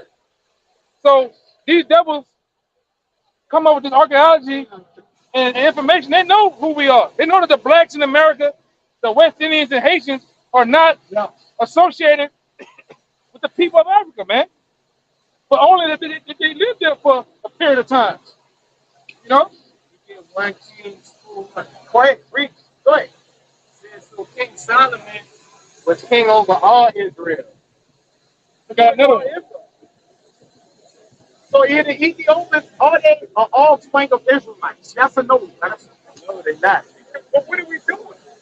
How they glorified? That's what I don't know what you're trying to connect. Man. We trying to help you. Help yourself. Read it. They crowned David's son, Solomon, king, second time, and anointed him to serve as commander in chief to the Lord, as Zadok to serve as priest. So Solomon sat on the throne of the Lord as king in place of his father David. He prospered, and all of Israel obeyed him. I got this from the book called Weird History 101. Let's see what he brought it out. Wait. No. Explain. Explain. It says they crowned David's son, Solomon, king, the second time, because the first time Solomon was crowned, that was in the ancient of days. Second time he was crowned was when Haile Selassie sat on the throne of David. That's history. 1 Chronicles 29. That's history, bro. That's not a prophecy. How the fuck how did Haile Selassie go back from the Chronicles all the way to the 50s? Give me a scripture. Give me a scripture where he say Haile Selassie is in the Bible. Give me one scripture. A newspaper in America That's not. that says Haile Selassie is from the lineage of Solomon. Okay, this is in America's newspaper. American that newspaper says is bullshit. that he sat on It's not Solomon's true. throne. his mother is At a time when they was calling black people Who did his mother niggas, go back to? telling us go back Who did his mother? Who did Haile Selassie's mother go back to? You don't know. She was from Oromia. No, yeah. It goes back to Queen of Sheba. All right. His lineage go back to Solomon. Queen of Sheba. No. They teach that King Solomon had a child with the Queen of Sheba, and that one part, there's no proof for that though. And they built First of all, you have to be an Israelite. Your father has to be Israelite. It doesn't matter who your mother is. So even if his mother does go back to the Queen of Sheba, it doesn't matter. The only way you can be an Israelite is if your father is an Israelite. It doesn't matter what newspaper you read that in. It don't matter if he crowned on the throne of David. It's not. He was never on the throne of David. You have to be from the tribe of Judah to be on the throne of David. Y'all know Ethiopia got the first Jerusalem. Ethiopia ain't shit, brother. Ethiopia ain't running shit. They ain't shit, brother. Big Bible is older than that Hebrew Bible. No, it's not. No, it's not. No, it's not. No, it's not. No, it's not, brother. No, it's not. What's going on over there? Come over here. Come over here. Come over here. Let me get some shit. So if I look it up Come on over here. Come over here. What does the Bible say is the first language? And what's your question? What questions you got? First question. Why can a woman have something to say about something? Give me the First Corinthians 14. That's your husband? Yeah, nothing because we have to speak it. Here's the thing. Hold on. Wait a minute.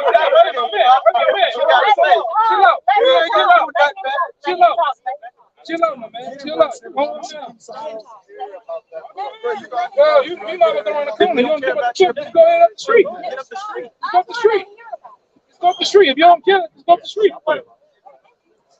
I want to. It's an order, all right. Well, so we're explaining to you. I'm explaining to you.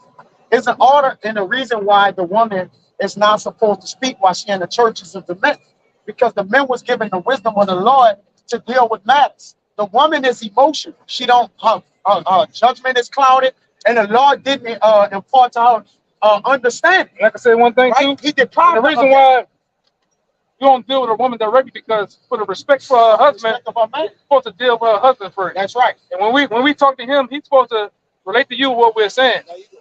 For the respect to him. Right?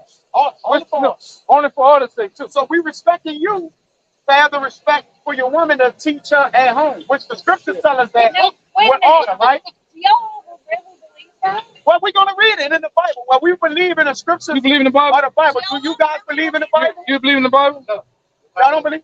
Okay, well, we do. Written by people in the infancy of humanity. What scripture that is? When we were that's a problem. Okay, you don't have a reference to what that means. When it's reference, the Holy Bible reference the children of Israel. And translate and mistakenly told stories about and plagiarized and edited over time. Skip for time when it's 5 years in the providence.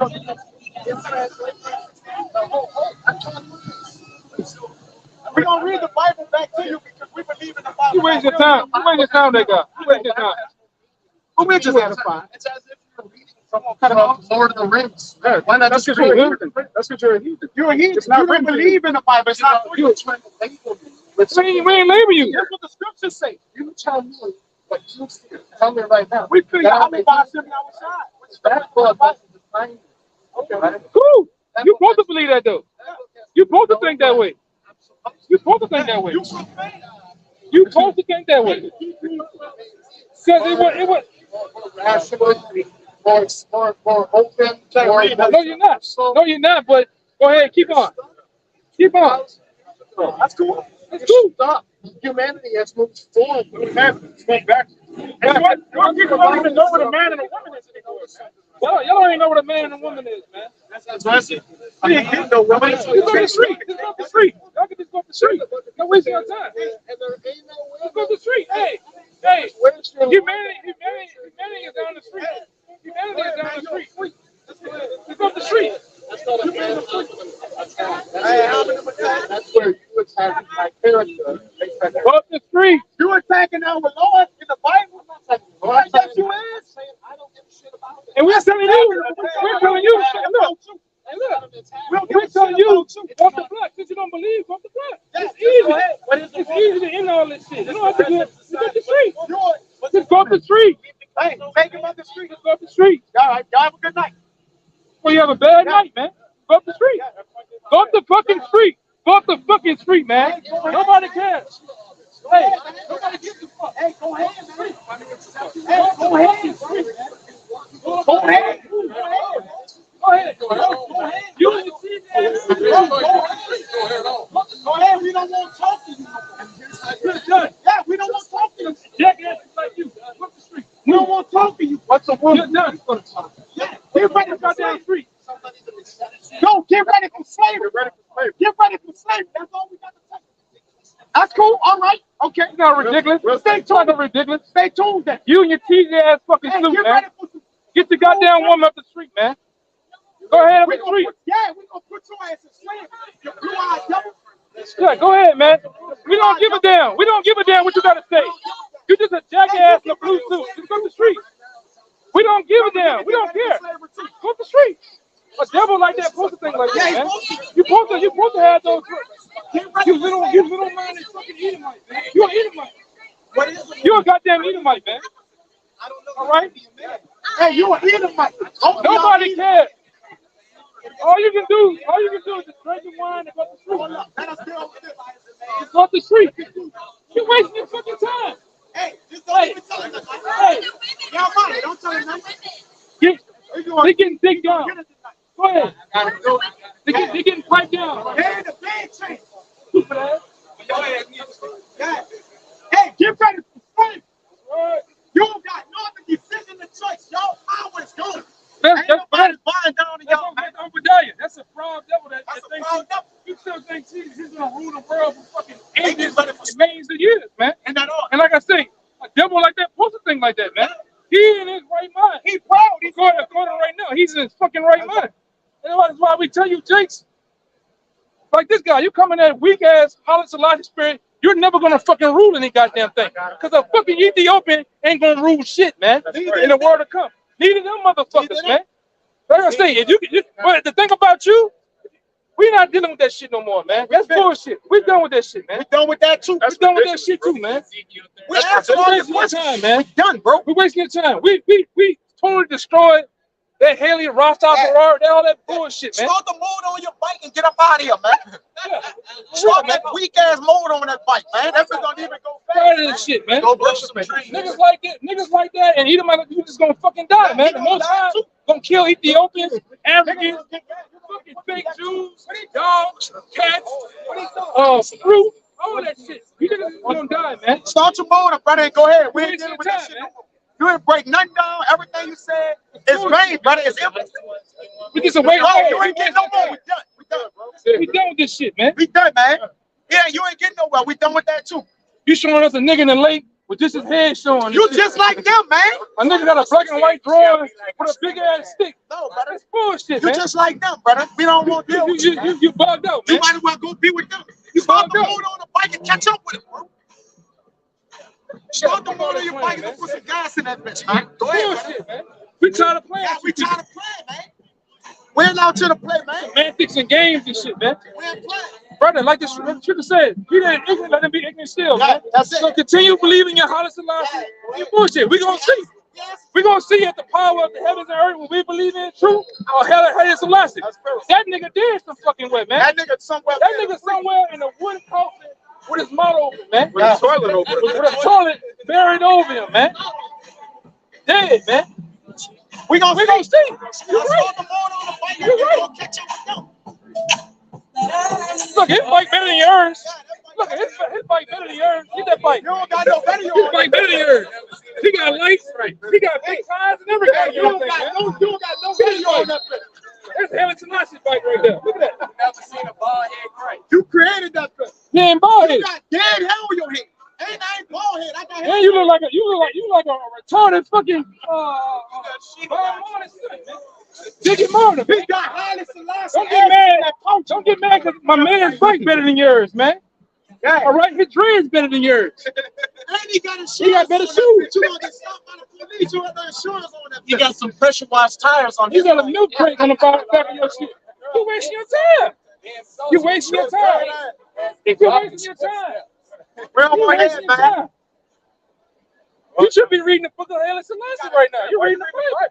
Why you ain't reading the book of Dudu? He got a compartment on his bike. You got a crate on the back of that thing. Yeah, that nigga had lights. Yeah, He had a lights. paint job on his shit. Look at your shit, man. You got that bike from the St. Thomas, man. That bike come from the St. Thomas, Get man. the bike. Get the bike, G. Come from the St. Thomas Project. I know where you got that at. It's on the cool way. I know. Get his pants. Get that bike. Any nigga with white tires on his bike, you can't trust. Then we'll curse. I'm telling you right now. they attack, they will be humiliated. We talking about your bike. Somebody, We're not talking about you. We're talking about your bike. we're gonna deal with the bike now. We're gonna bring the scriptures out on the bike too. You wasting your time. You stay here. You wasting your time, man. We're gonna start bringing the scriptures out on the bike. Oh, exalted one. You man, come on, man. They surround you with Hey, we got somebody. We got somebody for you to get with. I know a bugged out nigga from Baton Rouge named he call himself Jesus. That might be Holly Salah. That might be how. Yeah, we can hook you up with somebody. Man. like all those who attack from the right. Now you Put a wasting your curse on this time. bike in Hebrew, huh? You wasting your time. We're gonna put a curse on the bike. You wasting your time. You wasting your time. You wasting your time, man. Hey, we're not listening to you no more, bro. You're done. So with that, So just pump that bitch up. everybody don't stop. Everybody don't stop, brother. How many spark plugs on that bitch? You got 2 spark plugs and 1. How many spark plugs? All right. You wasting time, man. Like, wait, what I do it. I get it. Nigga wasting his time, man. Hey, See, are you them niggas getting there, rocked up, car ride shit, just to smoke weed and grow dead That's hell it. in here. That's it. That sounds deep. When it works, they deny him. And then the gyrate, the African gyrate off the roof and shit, all that ball, preaching like dancing and shit, man. You nigga waste your time.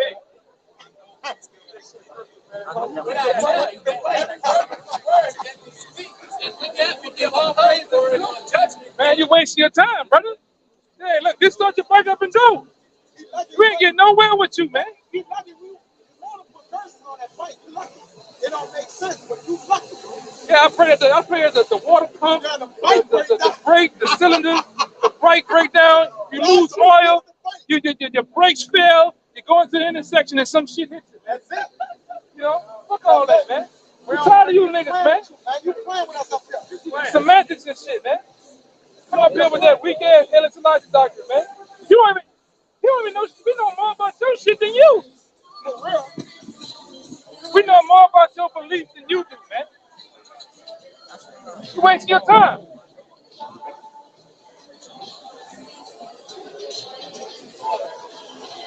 So what we doing, man? We done, man. Any scripture you brought out, Ain't make no sense. You were cutting his damn self, man. cut yourself, man. Cutting You don't know yourself. the difference between the Ethiopian and You were cutting yourself that big ass, that same big stick, Helen Selassie on that drawing. He was on the battlefield. the Ethiopian's dark skin, but he light skin. Yeah, that cut him. That cut his own. Yeah, he might be a tough, man. Gotta watch them light skinned niggas, man. Man, go ahead, man. You know? Which you See, he in that Drake Rastafari spirit, man. Hey, do you know about that book in Jamaica that when you open it, your hair turns white? Yeah, you know about that book? You know? We ain't got one of those, man. You get wisdom. Remember once you open, you get wisdom? Yeah, man. Wisdom to our bones. Right. I mean, Yeah, just put it down, man. hey, we gone. So get the bike up out of here, man. So, Lord willing, that lesson in the video was edified, man. Come to close camp out again. So with that, we're gonna check down Babylon. This bitch gotta go, man. The people, the knowledge, the energy, Rastafari, and Haile Selassie, and the fight, and Ethiopia, and Ethiopia. All right, all of them. Okay. So look, And the weed. the Haile weed, and the ashes that they be smoking, the haze they put on, whatever. All right, and dreadlocks. So with that, we won't give infinite honors and prayers to Yahweh Ba'ashem Yahushua. Double honors to the elders and apostles of Great Millstone. Salutations to the icon that's pushing the truth and sincerity. Next time we won't say shalom.